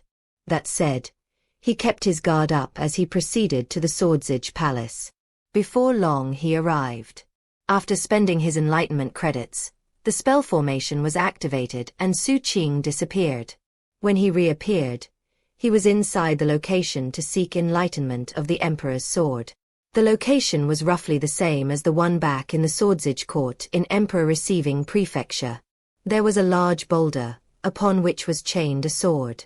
The ground was filled with a large spell formation. When Xu Qing arrived, there were 7 or 8 other individuals seeking enlightenment. 3 of them were new swordsages that Xu Qing recognized. All had their eyes closed and their defenses up. Xu Qing found a place to sit down. Back on his first attempt, he had nearly succeeded. The swordsage back then had claimed everyone felt that way, but Xu Qing wasn't convinced. The reason was that he already had an illusory version of the Emperor's sword in his sea of consciousness. Although it had been fading ever since then, the majority of it was still there. Besides, given what Kong Xianglong had told him about his own experience, Xu Qing was very confident that he could succeed this time around. Filled with anticipation, he closed his eyes and cast his senses into the huge rock. The moment he made contact, he saw the same blurry scene as before. This time he didn't need to waste as much time as before. Pushing through the mist, he eventually caught sight of the image of the Emperor's sword. Focusing on the sword, he got closer and closer. As he did, it became more and more clear. He could also hear the thrum of a sword, and even saw illusory figures surrounding it. Those figures weren't possible to make out clearly, but they were moving in unison. They were drawing a sword and then chopping down with it. Plain and simple. That said, when looking at the move, Xu Qing didn't feel that it was simple at all. The image of those figures striking with the sword filled his heart and mind with intense rumbling. As that internal storm grew stronger, he noticed one of the figures chopping down with the sword and splitting a sea apart so deeply it hewed a ravine into the sea floor. He saw another figure slashing the ground, turning the earth of half a prefecture into dust. He saw another person slashing a sword into a forbidden region, transforming it into rubble.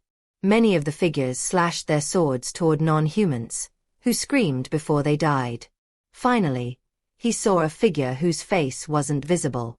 This person wore an emperor's robe, and was very noble and mighty. He hovered in the sky, facing a gigantic entity rising from the deep sea that was covered in tentacles and exuding boundless mutagen. He slashed down with his sword, and a heaven-shaking, earth-shattering howl erupted from the deep sea as the gigantic creature was slashed into bits. That figure in the emperor's robe was the Swordsage Palace's Grand Emperor. As for the entity in the deep sea, it was a god. All of those scenes seemed fixed in the river of ancient time, and as they appeared to Xu Qing, his mind spun. Then all of those sword strikes superimposed. They became one single sword. The Emperor's sword. Xu Qing felt himself shaken to the core. 6 hours later, he vanished from the spell formation. When he opened his eyes, they glittered like swords. Calming himself, he took a deep breath and cast his vision into his sea of consciousness. There inside was a dazzling Emperor's sword. He had successfully gained enlightenment of the Emperor's sword. 1. Xu Qing saw the cloud trolls in Chapter 388. Chapter 407. So close, yet so far, she just doesn't recognize him. Xu Qing took a deep breath as he sensed the Emperor's sword in his sea of consciousness. As of now, he could already feel that the sword was fully fused with him. It was an inseparable part of him. It was a sensation that would lead anyone to feel immensely mighty. That was one of the blessings of Imperial class techniques, and was also a result of now being far more familiar with the sword. As Xu Qing experienced those sensations, he checked to see what transformations the enlightenment of the Emperor's sword had wrought. He could sense every tiny bit of the sword's structure. He could sense every inch of the blade's sharp edge. And he could sense every mote of light glittering on the weapon's surface. That said, those seemingly familiar sensations were also illusory, like flowers in a mirror or the moon in the water. He would still need further contemplation and practice before he could make them a reality, and infuse the technique into his soul, to the point where using it came as an instinct. Upgrade it to the second stage, and it will give me additional battle prowess equivalent to a full heavenly palace, he murmured. After a bit more contemplation, he looked down at his right hand. He sent out a thought, whereupon dazzling light shone up from the creases in his palm. Swirling around, it eventually converged into the shape of a sword. It felt like it was so sharp it could slice through any and all living beings. And it was mighty enough to cause all gods and devils in the universe to tremble. Xu Qing could tell that this imperial class technique belonging to humans and swordsages was definitely not designed for defensive purposes. It was meant for killing, and it pulsed with a baleful aura. It was a sword that would defend humanity by means of killing. As he came to that understanding, his eyes shone brightly, linking him further to the sword. Just barely, he could hear the thrum of the sword, and it sounded intimate and familiar to him. At the same time, he could almost see the countless figures he had witnessed earlier using the sword strike. All of them held the Emperor's sword, and all of them smiled as they bore witness to a successor pursuing the same great Tao as they. Xu Qing stood and bowed deeply. He was bowing to the sword, and bowing to those who also pursued that Tao. As of this moment, he truly did wield two imperial-class techniques. Golden Crow assimilates myriad spirits, could devour countless living beings in heaven and earth. The Emperor's sword could slaughter anyone who ranked lower than the Emperor.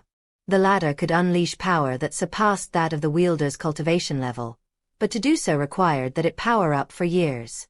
But now that Xu Qing had gained enlightenment, that moment was certain to happen sooner or later. Seeing the Emperor's sword form from sword energy caused Xu Qing's heart to pound. However, after a moment, he calmed himself. A thoughtful look appeared in his eyes. I can't just wait for years before using the Emperor's sword. I need it to be available as a possible trump card in every battle I fight.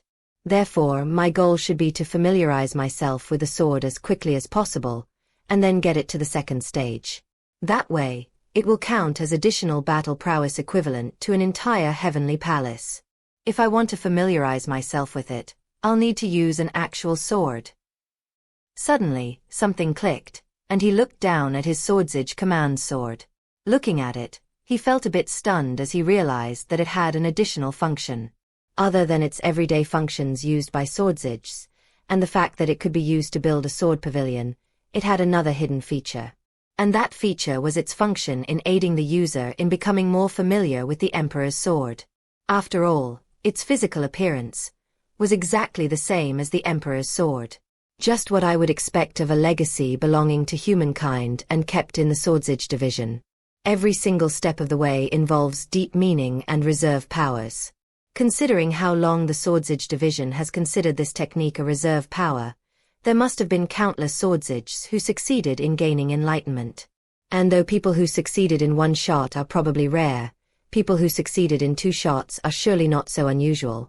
Xu Qing had to remind himself that he couldn't get complacent just because he succeeded in 2 attempts. After all, Kong Xianglong had also succeeded after only 2 attempts. With that thought on his mind, he took a deep breath and left. Unbeknownst to him, the moment he succeeded in gaining enlightenment, down in the corrections division on level 89, the palace lord opened his eyes. Behind him, the enormous eye with the vertical pupil also opened. Yet again someone has gained enlightenment of the Emperor's sword in only 2 attempts. His name is Xu Qing. The voice caused great storm-like winds to sweep through level 89. It was the very same voice that had spoken to the palace lord when Xu Qing departed previously. After some thought, the palace lord said, "How are things in D132? "That place is unique," replied the thunderous voice. "I might be the spirit automaton of the corrections division, but not even I qualify to peer in there." That said, Xu Qing is already wrapped up in misfortune. Furthermore, only you know the true secret of D132. Why not just tell him the truth? Actually, even I'm curious about what other secrets might be buried there. D132, the palace lord said, his eyes flickering with reminiscence. There's not just one secret buried there, that's for sure. That said, I don't cater to personal whims. Everything will come down to destined opportunities. If he's still wrapped in misfortune 7 days from now, then I'll remove him from D132 guard duty and assign him to another cell block. That will just prove that he has no predestined good fortune. The palace lord closed his eyes. Meanwhile, Xu Qing walked through the Swordsage Palace. Since I'm already here, I might as well go see what kind of poisonous plants are available for sale in the county capital. I can't give up on the Tao of poison. What's more, I need to find one of those pallid boluses to study. With that, he flew toward the city. It was already late in the night, and clouds covered the sky. Thunder rumbled above. A big rainstorm was obviously coming. That said, the business in the county capital stayed open both day and night. After all, visiting cultivators didn't just go shopping at one specific time. However, just as soon as he flew away from the Swordsage Palace, and right before he reached the city, a boom rang out from above, and a lightning bolt appeared, shooting right down toward Xu Qing. It looked like an upside-down tree, splitting apart as it dropped. It moved with shocking speed, making it almost seem like heavenly tribulation. The suddenness was unexpected. However, Xu Qing's vigilance was something that was part of his soul, and therefore, as soon as the lightning bolt dropped, he stepped out of the way. It sliced through the air right in front of him and then slammed into the ground below. Expression unsightly, Xu Qing looked up into the dome of heaven. As he hovered there, the lighting up above reflected in his eyes. Clouds filled the sky, and the thunder rumbled constantly. It seemed just like any ordinary storm, except for that strange bolt of lightning. Something's off. Xu Qing's expression darkened. Whether it was that stray beam of sword light from the old Swordsage earlier, or this random bolt of lightning, both seemed too coincidental. All of a sudden, he thought back to the rumors about D-132, and what Holly had mentioned. Half the people assigned to guard duty there end up dying violently. Expression grim, he continued to the edge of the city. There, he looked down from the sky and to the lands below. Though it was a dark, cloud-covered sky, the occasional streaks of lightning coupled with Xu Qing's own cultivation base power enabled him to see all the way down to the corrections division. The two coincidences had him thinking. Upon reaching the city, he cast his senses out in all directions. Not everyone assigned to D-132 ended up dying. Only some did. The palace lord must know what's really going on. In that case, why did he assign me there? Is it a test, or is it something else? As he pondered the situation, he started looking around for the nearest medicine shop. Thunder crashed above, and it seemed like the rain must be building up in preparation for a huge downpour. Not many mortal citizens were out and about. Most people on the street were cultivators. It took about an hour to find a shop. As he neared, a frown broke out on his face. There were 7 or 8 cultivators shopping for medicinal plants and pills. One of them was a young woman in a Swordsage uniform. Xu Qing recognized her. It was none other than the scythe-wielding Xianxia. Xianxia had just got off work in the inspections division, and had come here to purchase some medicinal pills. Upon seeing Xu Qing, she frowned behind her mask. Meanwhile, the evil ghost's voice echoed in her mind. We just can't get rid of this Xu Qing. I bet he's following us. From now on, let's not go this way after you get off work. I feel like Xu Qing is just too dangerous. We need to avoid him. Otherwise, you might not be able to hold back from ending things in mutual destruction with him. It wouldn't be worth it to do that. We should end things in mutual destruction with someone else. For example, Mad Dog. Xu Qing glanced at Xianxia briefly, but that was all. As he headed to the counter, Patriarch Golden Vajra Warrior projected a message to him. My lord, your humble servant, has a small matter to report. Expression the same as ever, Xu Qing told the shopkeeper what medicinal plants he wanted. Inside, he said, talk. My lord, did you know that girl in red scythe has a spirit automaton? It hasn't detected me, so it has no idea that, because I'm a high-level lightning soul, I can hear what it's saying. Every time the spirit automaton sees you, it curses you viciously. Patriarch Golden Vajra Warrior had long since been able to overhear Xianxia and the evil ghost when they spoke via divine will. However, he had never said anything, as he wanted to find exactly the right moment to reveal the details. Because he had failed to do anything impressive earlier in the cell block, he had decided that now was the time to make his move. Based on the things I've heard that little rascal saying, I think the two of them have some special way of ending a fight in mutual destruction. My lord, whenever the time comes to get rid of Girl in Red, you need to be careful. Xu Qing looked thoughtfully at Xianxia's scythe. He's looking at me. the evil ghost shrieked. There's something wrong with his eyes. Something very wrong. We need to get out of here. I have a really bad premonition. Xu Qing's noticed something. And he did earn the veneration of the Grand Emperor. He also became the Palace Lord's Secretary General. We can't afford to provoke him. There's definitely something off about him. I have a really bad feeling right now. As the evil ghost shrieked to Xianxia, the voice of Patriarch Golden Vajra Warrior echoed in Xu Qing's mind. My lord, you're incredible. By merely looking at that wimpy spirit automaton, you got it terrified. Don't worry, my lord. Going forward, I'll help you keep an eye on that little rascal. Humph. How dare that thing have evil thoughts about Master Free Spirit's lord and master? Is it looking to die?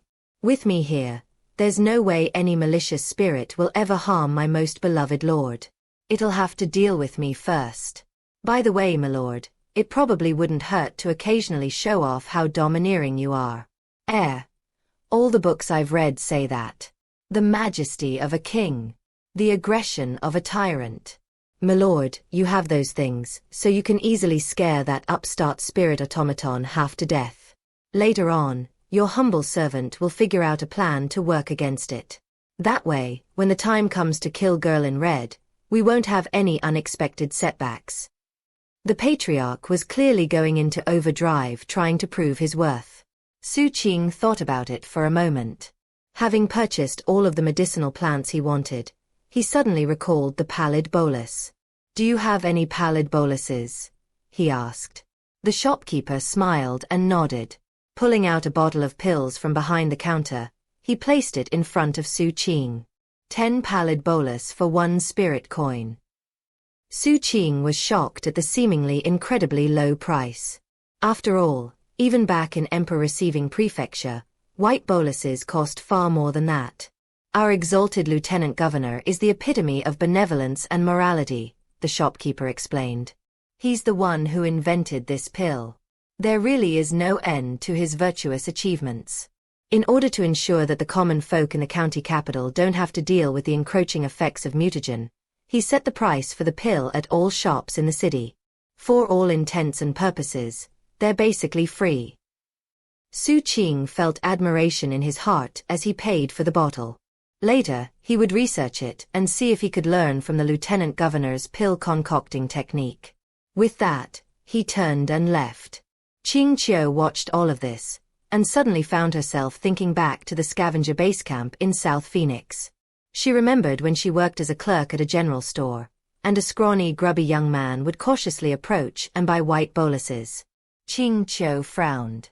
She had no idea why seeing the detestable ghost hand buy medicinal pills would dredge up the memory of her most cherished big bro kid. It was almost pure blasphemy. Feeling more revulsion at the sight of Xu Qing than ever, she quickly purchased the medicinal pills she wanted and then left the county capital, flying down toward the ground. She wasn't staying in the Church of Departure's subsidiary congregation in the city. She didn't have much in the way of fond feelings for the church, and much preferred her own sword pavilion. However, before she could reach her pavilion, she suddenly frowned again. Inside her head, the evil ghost shrieked. It's Ghost Hand again. We really just can't get rid of him. Don't tell me he's out to get us. Wait, I know what's going on. He was looking at me earlier, which means he must know about my existence. He must be coming to end things in mutual destruction. Shut up, Xianxia said, grinding her teeth. Turning, she looked maliciously in the direction of Xu Qing, who was flying toward her. Chapter 408. A very mysterious clue. Xu Qing had also chosen to return to his sword pavilion, and along the way he had kept his guard up, so it was only natural that he noticed Xianxia. Knowing that they were simply both going in the same direction, his eyes flashed with cold light as he continued on his way. Xianxia also understood that they were simply heading toward the same destination. However, in her mind, the evil ghost was screaming and howling like it usually did. Gritting her teeth, she interrupted. You're such a chatterbox. How about I end things with you in mutual destruction? The evil ghost suddenly went silent. And thus Qing Qiu and Xu Qing arrived at the sword pavilions one after the other. When they both landed only 3,000 meters apart, they exchanged a glance. Both frowned. As it turned out, they were sword pavilion neighbors. It wasn't exactly a random coincidence. There had been 51 new swordsage who all established sword pavilions at roughly the same time, and were all in roughly the same area. That said, Xu Qing didn't like crowds and lots of activity, so he had waited a few days in the hopes that the other swordsages would all build their sword pavilions first. As it turned out, Qing Qiu was also somewhat antisocial, which had increased the chances of them ending up next to each other. All told, it wasn't a huge deal to Xu Qing. After entering his sword pavilion, he checked the area for safety, then sat down cross-legged and started familiarizing himself with what he had learned of the Emperor's sword. Now that he had gained full enlightenment, the sword within him had changed. With the proper foundation, instead of being dazzlingly bright, it seemed dignified and weighty. It also emanated faint streams of sword energy. That sword energy didn't spread out around Xu Qing. Instead, it circulated around the Emperor's sword, slowly forming concentric rings around it. Currently, it had 11 rings. Though the 12th ring existed, it was only about half complete. Obviously, it would complete itself as long as enough time went by. That's obviously the sign of the Emperor's sword's powering up. After determining the time since he had succeeded at enlightenment, then doing some simple calculations, he came to the conclusion that the sword would generate over 100 rings of sword energy per day. The more sword energy, the more devastating the attack when unleashed. In 1 year, it can form 30 to 40,000 rings. In 10 years, 300 to 400,000. And after 100 years.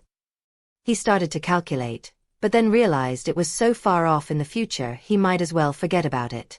Even if I only power it up for a short time, the Emperor's sword will still be impressive.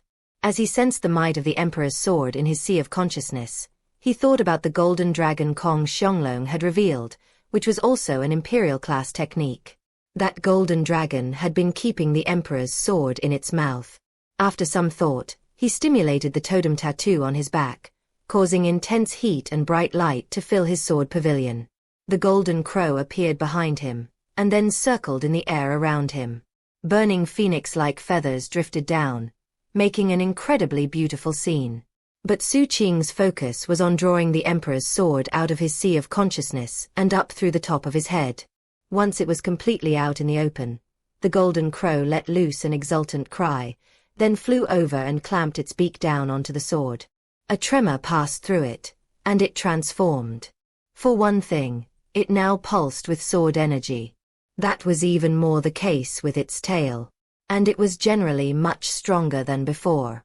So, as it turns out, you can actually combine imperial-class techniques in this way. At least, that was Xu Qing's guess. It also seemed highly likely that it had something to do with the special qualities of the Emperor's sword. After further examination, Xu Qing couldn't be totally sure.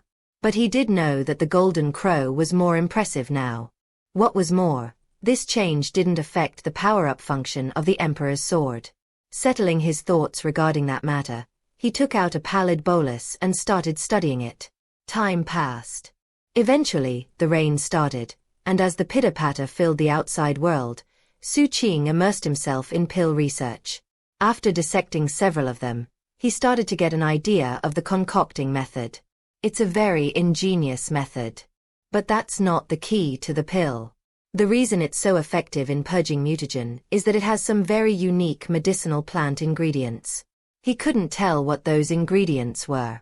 But then he thought back to what the lieutenant governor had mentioned in his lecture about how living things would adapt to their environment. Considering that, it seemed highly likely the lieutenant governor had used that method to get the ingredients he wanted. Finally, Xu Qing took one and swallowed it, then paid close attention to the effects. It was indeed impressive. However, by closely examining what happened, Xu Qing came to the conclusion that the pill actually had some flaws. It wasn't perfect. That said, he had no way to make any changes. In some respects, this pill seemed to be something completely new in the Tao of medicine. He sighed. Looking outside, he saw that it was hazy and still a bit rainy. Given the dusky environment, it was hard to say if it was dawn or evening. Xu Qing spent a bit of time meditating, then left the sword pavilion and headed through the rain toward the corrections division. Along the way, he thought about the 2 accidents that had nearly befell him, and his eyes glittered with incisive light. Today I'm going to figure out what's going on in D-132. If the prisoners refuse to cooperate, I'll kill them all. As he walked through the puddles, the rainwater splashed like blossoming flowers. Eventually, he reached the corrections division and passed right through the defensive barrier. Because of those defenses, the rainwater didn't fall into the prison. That said, the sense of humidity that the rain brought was still present. Expression calm, Xu Qing walked through that humidity down the stairs that ringed the walls of the prison. Along the way, he spotted a few jailers he recognized, and exchanged greetings with them. He didn't immediately go to D-132. Instead, he went to level 35, to the cell block where he had passed his initiation hazing. There, Oli was still cleaning up all the corpses. Clasping hands to Oli, Xu Qing said, "Senior, there's something I wanted to ask you about." Oli was more than happy to make friends with a newcomer like this, so after tossing the corpse he was holding into the pit outside, he smiled. "How can I help you?" Xu Qing mulled it over for a moment, then asked, "Is there anyone that still works in the corrections division who survived guard work in D-132? Oli thought for a moment, then nodded. "There are. Chen Boli was the last person stationed there, about 100 years ago.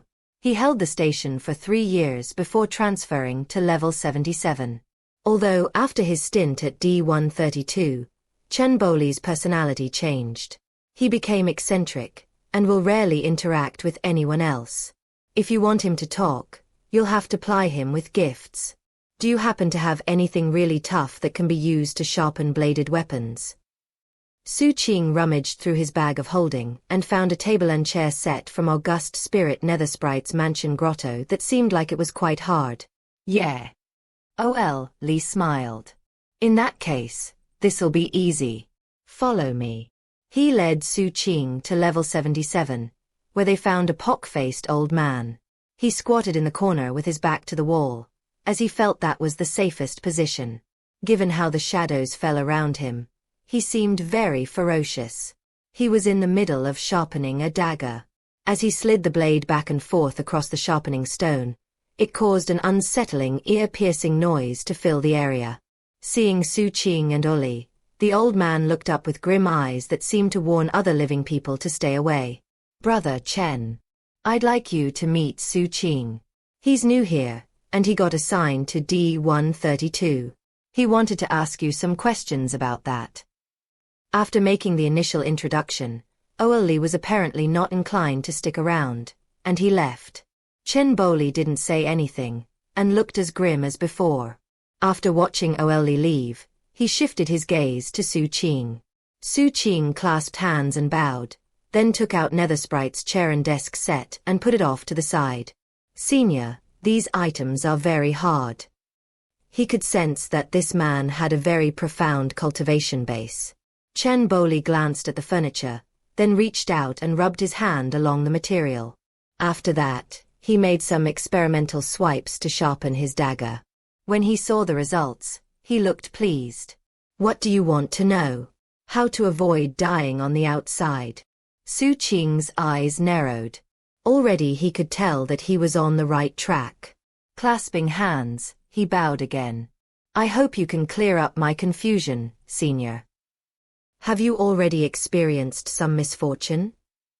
Chen Boli asked, looking Xu Qing up and down. Xu Qing nodded. Chen Boli's expression flickered and he put his dagger onto the ground next to him. "It seems to me the unknowable has already gathered to a sufficiently high level to manifest."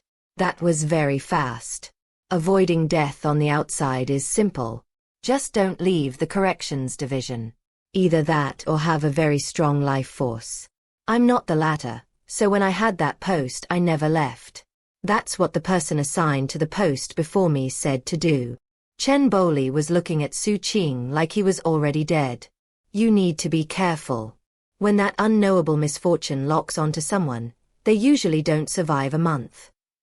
Xu Qing considered everything for a moment, then asked, Senior, this unknowable you mentioned, does it come from the inmates in D132? Do they have some special characteristics? Although, I suppose if they did, they wouldn't be locked up in Unit D, but rather, somewhere deeper. Chen Boli both nodded and then shook his head. The inmates in D132 are indeed special. After being locked up and managing to survive, they became inherently unknowable. At least, that's what I think.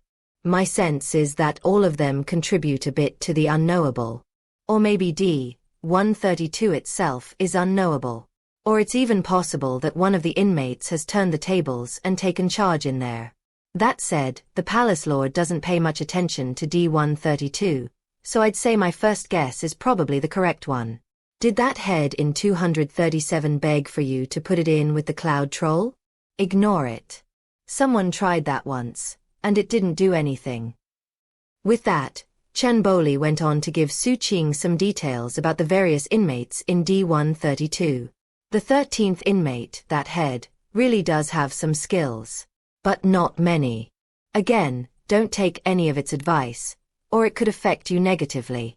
And then there's the painted folk. All 22 figures in that painting are part of it. That's the inmate who's been locked up the longest, but at the same time, causes the least problems. During the entire time I was assigned there, I never once saw it out in the open. Hearing all that, Xu Qing's eyes narrowed slightly. Senior, doesn't that painted folk painting have a family with 23 members? Chen Boli's eyes also narrowed. 23? No, definitely not. It's 22. After some thought, Xu Qing nodded. Then he asked a few more follow-up questions, and finally placed some spirit stones off to the side before bidding farewell. Just before Xu Qing left, Chen Boli suddenly said, Xu Qing, everyone who gets assigned to D132 is someone the Palace Lord believes to be important. It's a test. According to the rumors, there aren't just secrets buried there. There's also incredible good fortune. Unfortunately, I never found it. If you really want to avoid dying, go to level 9 and request to be transferred. Every new jailer has that right. After you transfer, you'll be fine. The only consequence is that your name will be removed from the list of people who've been assigned to D132. Finally, let me tell you something that one of the other jailers told me about the secrets of D132. When you think you know everything, you'll find there's only more to discover. Chapter 409. The Shadow Explodes. In response to Chen Boli's information, Xu Qing clasped hands and bowed. Chen Boli didn't say anything further. He just kept sharpening his knife. The loud scraping sound accompanied Xu Qing as he walked away. Eventually, he was back on level 57 and D132. Stopping out front, he examined the pitch-black door briefly before pushing it open and entering. The first thing he heard was the head in 237, calling out to him. Jailer! Jailer! Is that you? Well, how did it go? Did you get unlucky when you went out? Hurry up and throw me in with the cloud troll. I'll help you resolve the situation. You can trust me. Really. If you don't, then it means you're well and truly finished. I can already see you dying very horrifically. Yet you never see it coming. Over and over again, you never see it. What's more, do you really think you're the first person to ever serve in D132? Can't say. I really can't say. Hurry up and throw me in with the cloud troll. If you do, I'll tell you more of the truth. Xu Qing calmly walked the path next to the cells, looking at each one of the prisoners as he passed. Then he stopped in front of the cell with the head in it. Opening the cell, he reached in and grabbed the excited head. Oh yeah, that's right. Ha ha ha. I'm coming, little Cloudy. As the head jabbered excitedly, Xu Qing walked over to the cell with the rock devil in it, then tossed the head inside. The giant millstone vibrated in surprise. And then fluctuations of happiness rolled out from him. Meanwhile, the excitement on the head's face turned into terror. It screamed, "Let me out! I don't want to be in here. My mistake, exalted jailer. I'll talk. It's a curse. D-132 is cursed. But I can help you get rid of the curse. Everything I said before was true. I wasn't lying. I really can see you dying over and over again. It's not a trick. Ignoring the head, Xu Qing turned and walked to the cell with the final inmate, the floating painting. Looking at the 23 figures inside, Xu Qing looked at his shadow and said, "Eat it." Fluctuations of greed rolled off the shadow as it stretched away from Xu Qing's feet and into the cell. At the same time, a vile aura began to build on the shadow, spreading out to fill the cell block. D-132 suddenly went completely quiet. The head wasn't screaming. The rock devil didn't move. The cloud troll stopped chewing. The scarecrows stopped howling. But the painted folk painting trembled. As the shadow neared, that trembling grew more intense, until the shadow was only about 3 inches away. That was when the voice of an old man spoke from the painting. "Exalted jailer, the one on the far bottom right isn't a member of my species." Xu Qing shifted his gaze to the bottom right of the painting. A boy stood there, smiling. He looked no different from any of the other figures, as if he belonged in the family. But as soon as the voice of the old man spoke out, the boy frowned. The shadow blurred toward the boy, and then a snapping sound rang out, like jaws suddenly closing. After, the shadow slid back to Xu Qing. The painting wasn't harmed at all. However, there was no more boy inside. He had been devoured by the shadow. Except, as soon as the shadow was out of the painting, something extraordinary happened. The shadow suddenly started trembling violently. As Xu Qing looked down, it suddenly let loose an anguished scream and then exploded. A blurry figure shot out from the fragments of the shadow, and then laughter rang out in the darkness. At almost the exact same time, the black iron skewer shot out at high speed, but the boy had vanished without a trace. Of course, the shadow couldn't be killed so easily. Though it had exploded into bits, it didn't take long for it to piece itself back together. That said, it was visibly weak.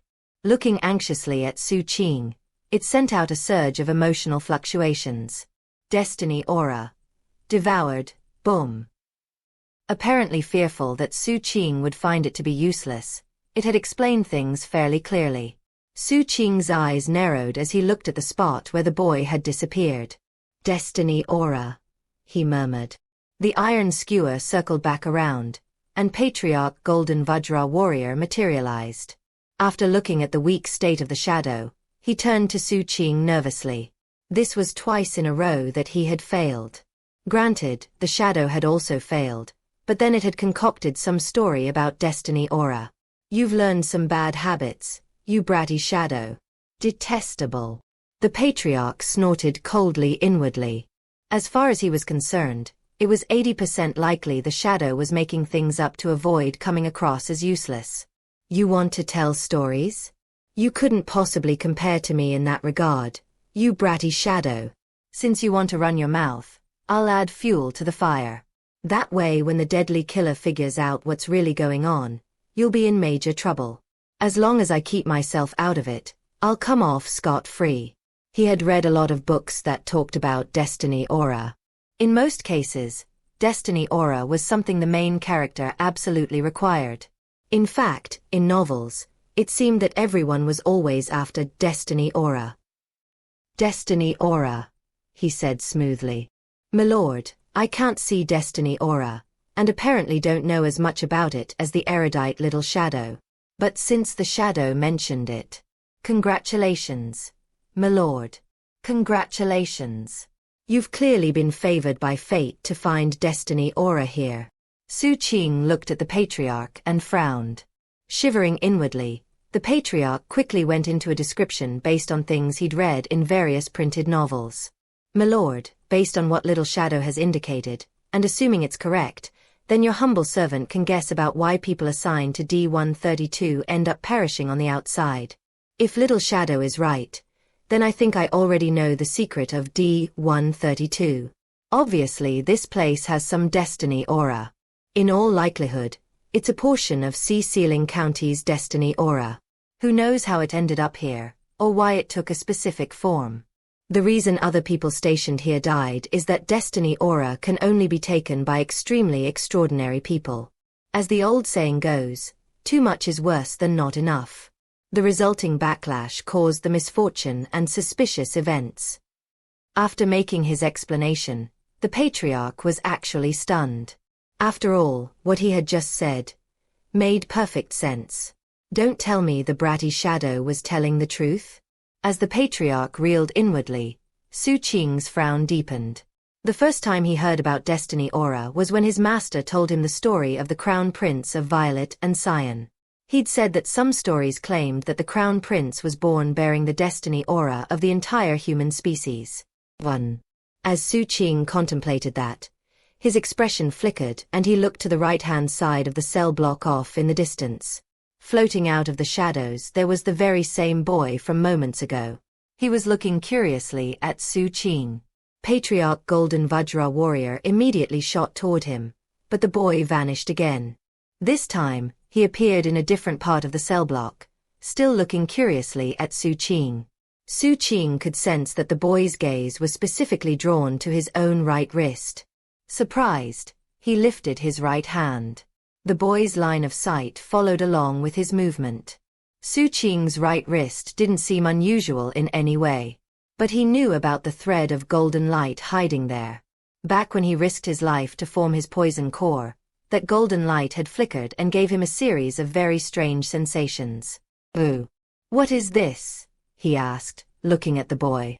In response to his question, all of the inmates in D-132 remained completely and utterly silent. The cloud troll turned in place. The woman climbed to the bars of her cell. The decorations carved on the rock devil turned into an eye. The head in the corner of that very same cell seemed to be looking off into the distance. As for the painted folk scroll painting, it blurred, and then turned into the illusory image of an old man, leaning up against the bars of his cell. Xu Qing ignored the inmates and kept his gaze fixed on the boy. He waved his right hand. The boy's eyes followed the movement of his hand, as if Xu Qing's hand was the only thing that mattered to him in the world. His expression was an odd mixture between confusion and blankness. He had obviously heard Xu Qing's words. A moment later, his gaze left Xu Qing's wrist and locked onto his eyes. Then he opened his mouth as if he were speaking. However, no sound came out, nor any divine will. Nor did his lips move. Xu Qing frowned. The boy's curious look remained. Then he finished speaking, and cocked his ear as if listening to something. When he finished listening, his eyes lit up, and he opened his mouth again. After that, he listened again. Eventually he seemed to hear an answer he liked. Looking to be in very high spirits, he looked at Xu Qing, thumped his own chest, then backed up and melded into the shadows. Within the administrative district of the county capital, about a month away from the city itself, near Netherworld Prefecture, there was a sprawling mountain range. One end stretched deep into Netherworld Prefecture, the other ended near the county capital. These mountains were unique, as both the soil and stone that made them up were all violet. It was unusual to see that color in natural geological formations, and thus, the name of this place was the Violet Spirit Mountain Range. Somewhere in the Violet Spirit Mountain Range, relatively close to the county capital, there was a massive abyss.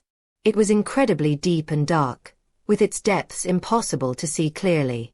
The only thing visible was some violet fog that rose up from the bottom of the abyss. Two figures approached the abyss. It was an old person and a young one. The old one was none other than the innkeeper from Plank Spring Way. The young one was the flawlessly beautiful Linger, dressed in white. Based on the agreement they had reached with the flying giant, they had flown close to the county capital, then dropped off the giant to the ground and walked the rest of the way to the Violet Spirit Mountain Range. At long last, they were nearing their destination. Linger, the wood spirits will be here soon. Based on the ancient treaty, you can get part of your legacy here. That said, it'll be dangerous. Right now you need to rest and build your strength. Stabilize your bloodline. Then you can give it a try. For the time being, don't get greedy. You. The innkeeper trailed off as he realized that Linga didn't seem to be paying attention. What are you doing? He asked. Papa, she replied, her eyes glittering joyfully. There's a boy talking to me. What? Surprised, the innkeeper looked around. What boy? What's he saying? Oh, nothing, Linga said, blinking a few times. He's gone now. Maybe he was one of the wood spirits. It was the first time Linga had ever lied to her papa. She knew he didn't like Xu Qing, and therefore felt like it made more sense to keep the truth from him. Meanwhile, she quickly replied to the voice of the boy that had suddenly echoed into her mind. 3. That's totally right. I was the one that put that life essence destiny aura there. Who are you? Did you see my big bro Xu Qing? Where are you two? A moment passed. The county capital? Linga's eyes lit up. Oh. You mean you don't have even a single friend? Okay, fine, we can be friends. But you have to help me take care of big bro Xu Qing. In a little bit I'll go find both of you. The innkeeper looked at Linga suspiciously.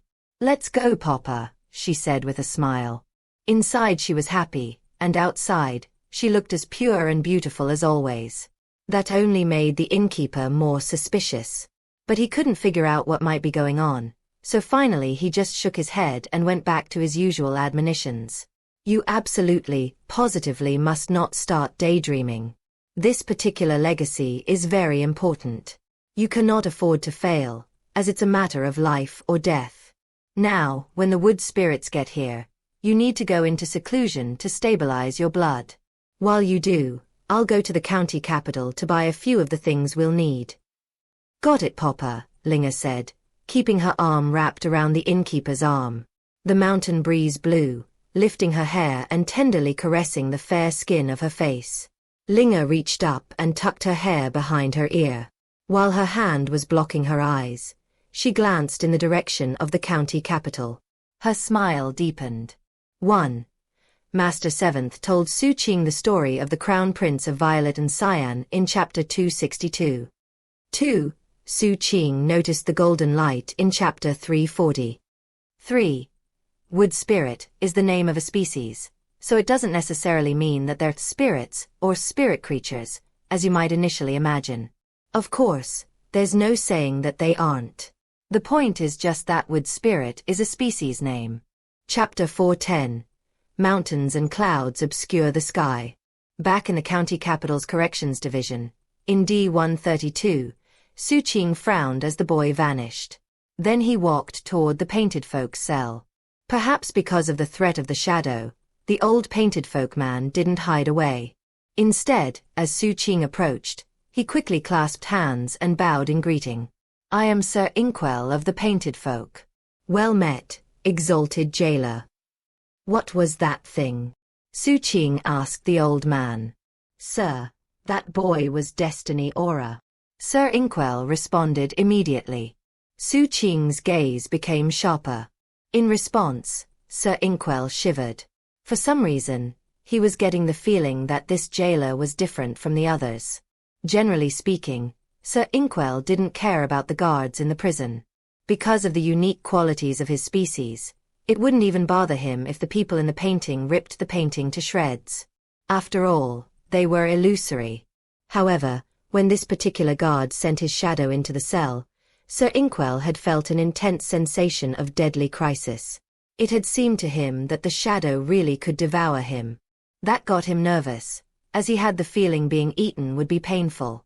When he saw Xu Qing's eyes flicker, Sir Inkwell said, With all due respect, exalted jailer, I have no idea what that destiny aura is doing here.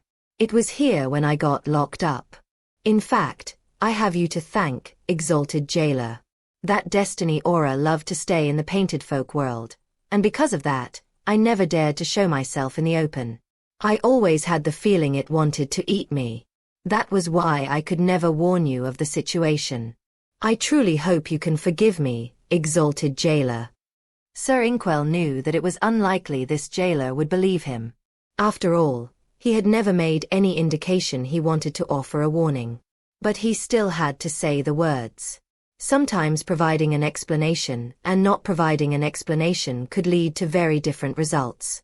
At the very least, it went to show what his attitude was. Xu Qing looked coldly at Sir Inkwell. He didn't believe much of what the man said, and wasn't inclined to question him. So he turned and went back to the door. There, he sent his shadow out with orders to stand guard. It was a bit of a reward. The shadow was very excited, and let out happy fluctuations that made it seem like it had just been given a new toy. Quickly separating into 14 parts, it went over to the 14 cells.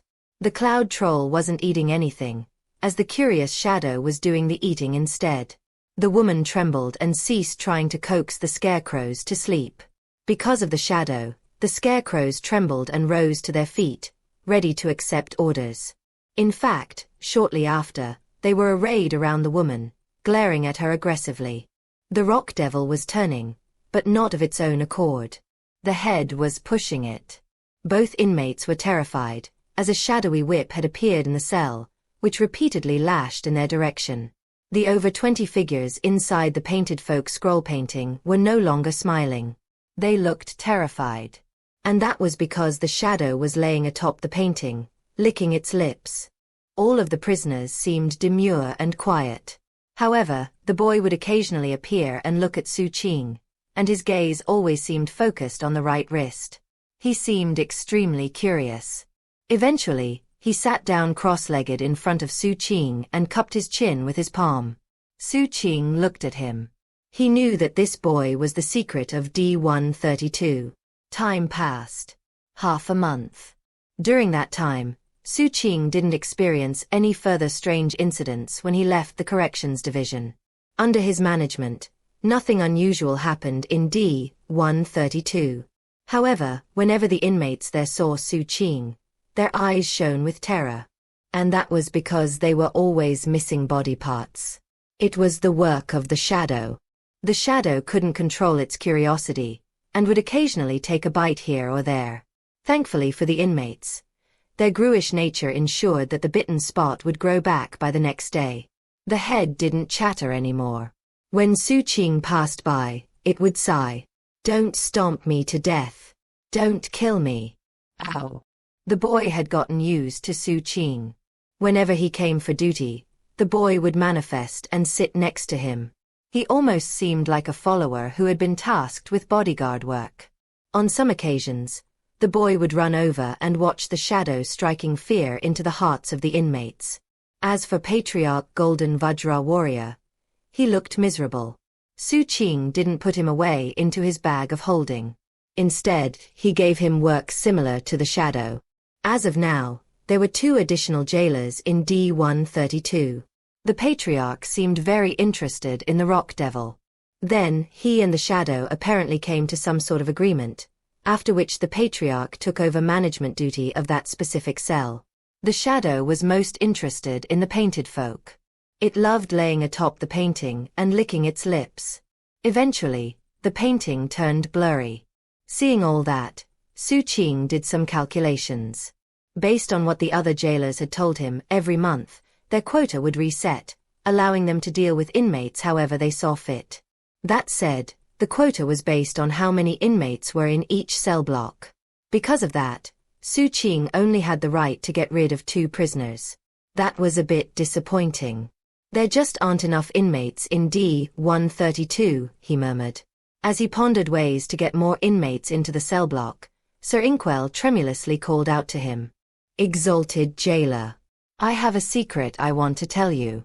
I don't want anything else in return other than, if you think the secret is worth it, please get rid of the shadow." Xu Qing ignored him. Voice trembling, Sir Inkwell said, "Exalted jailer, do you know how many people are actually locked up in D132?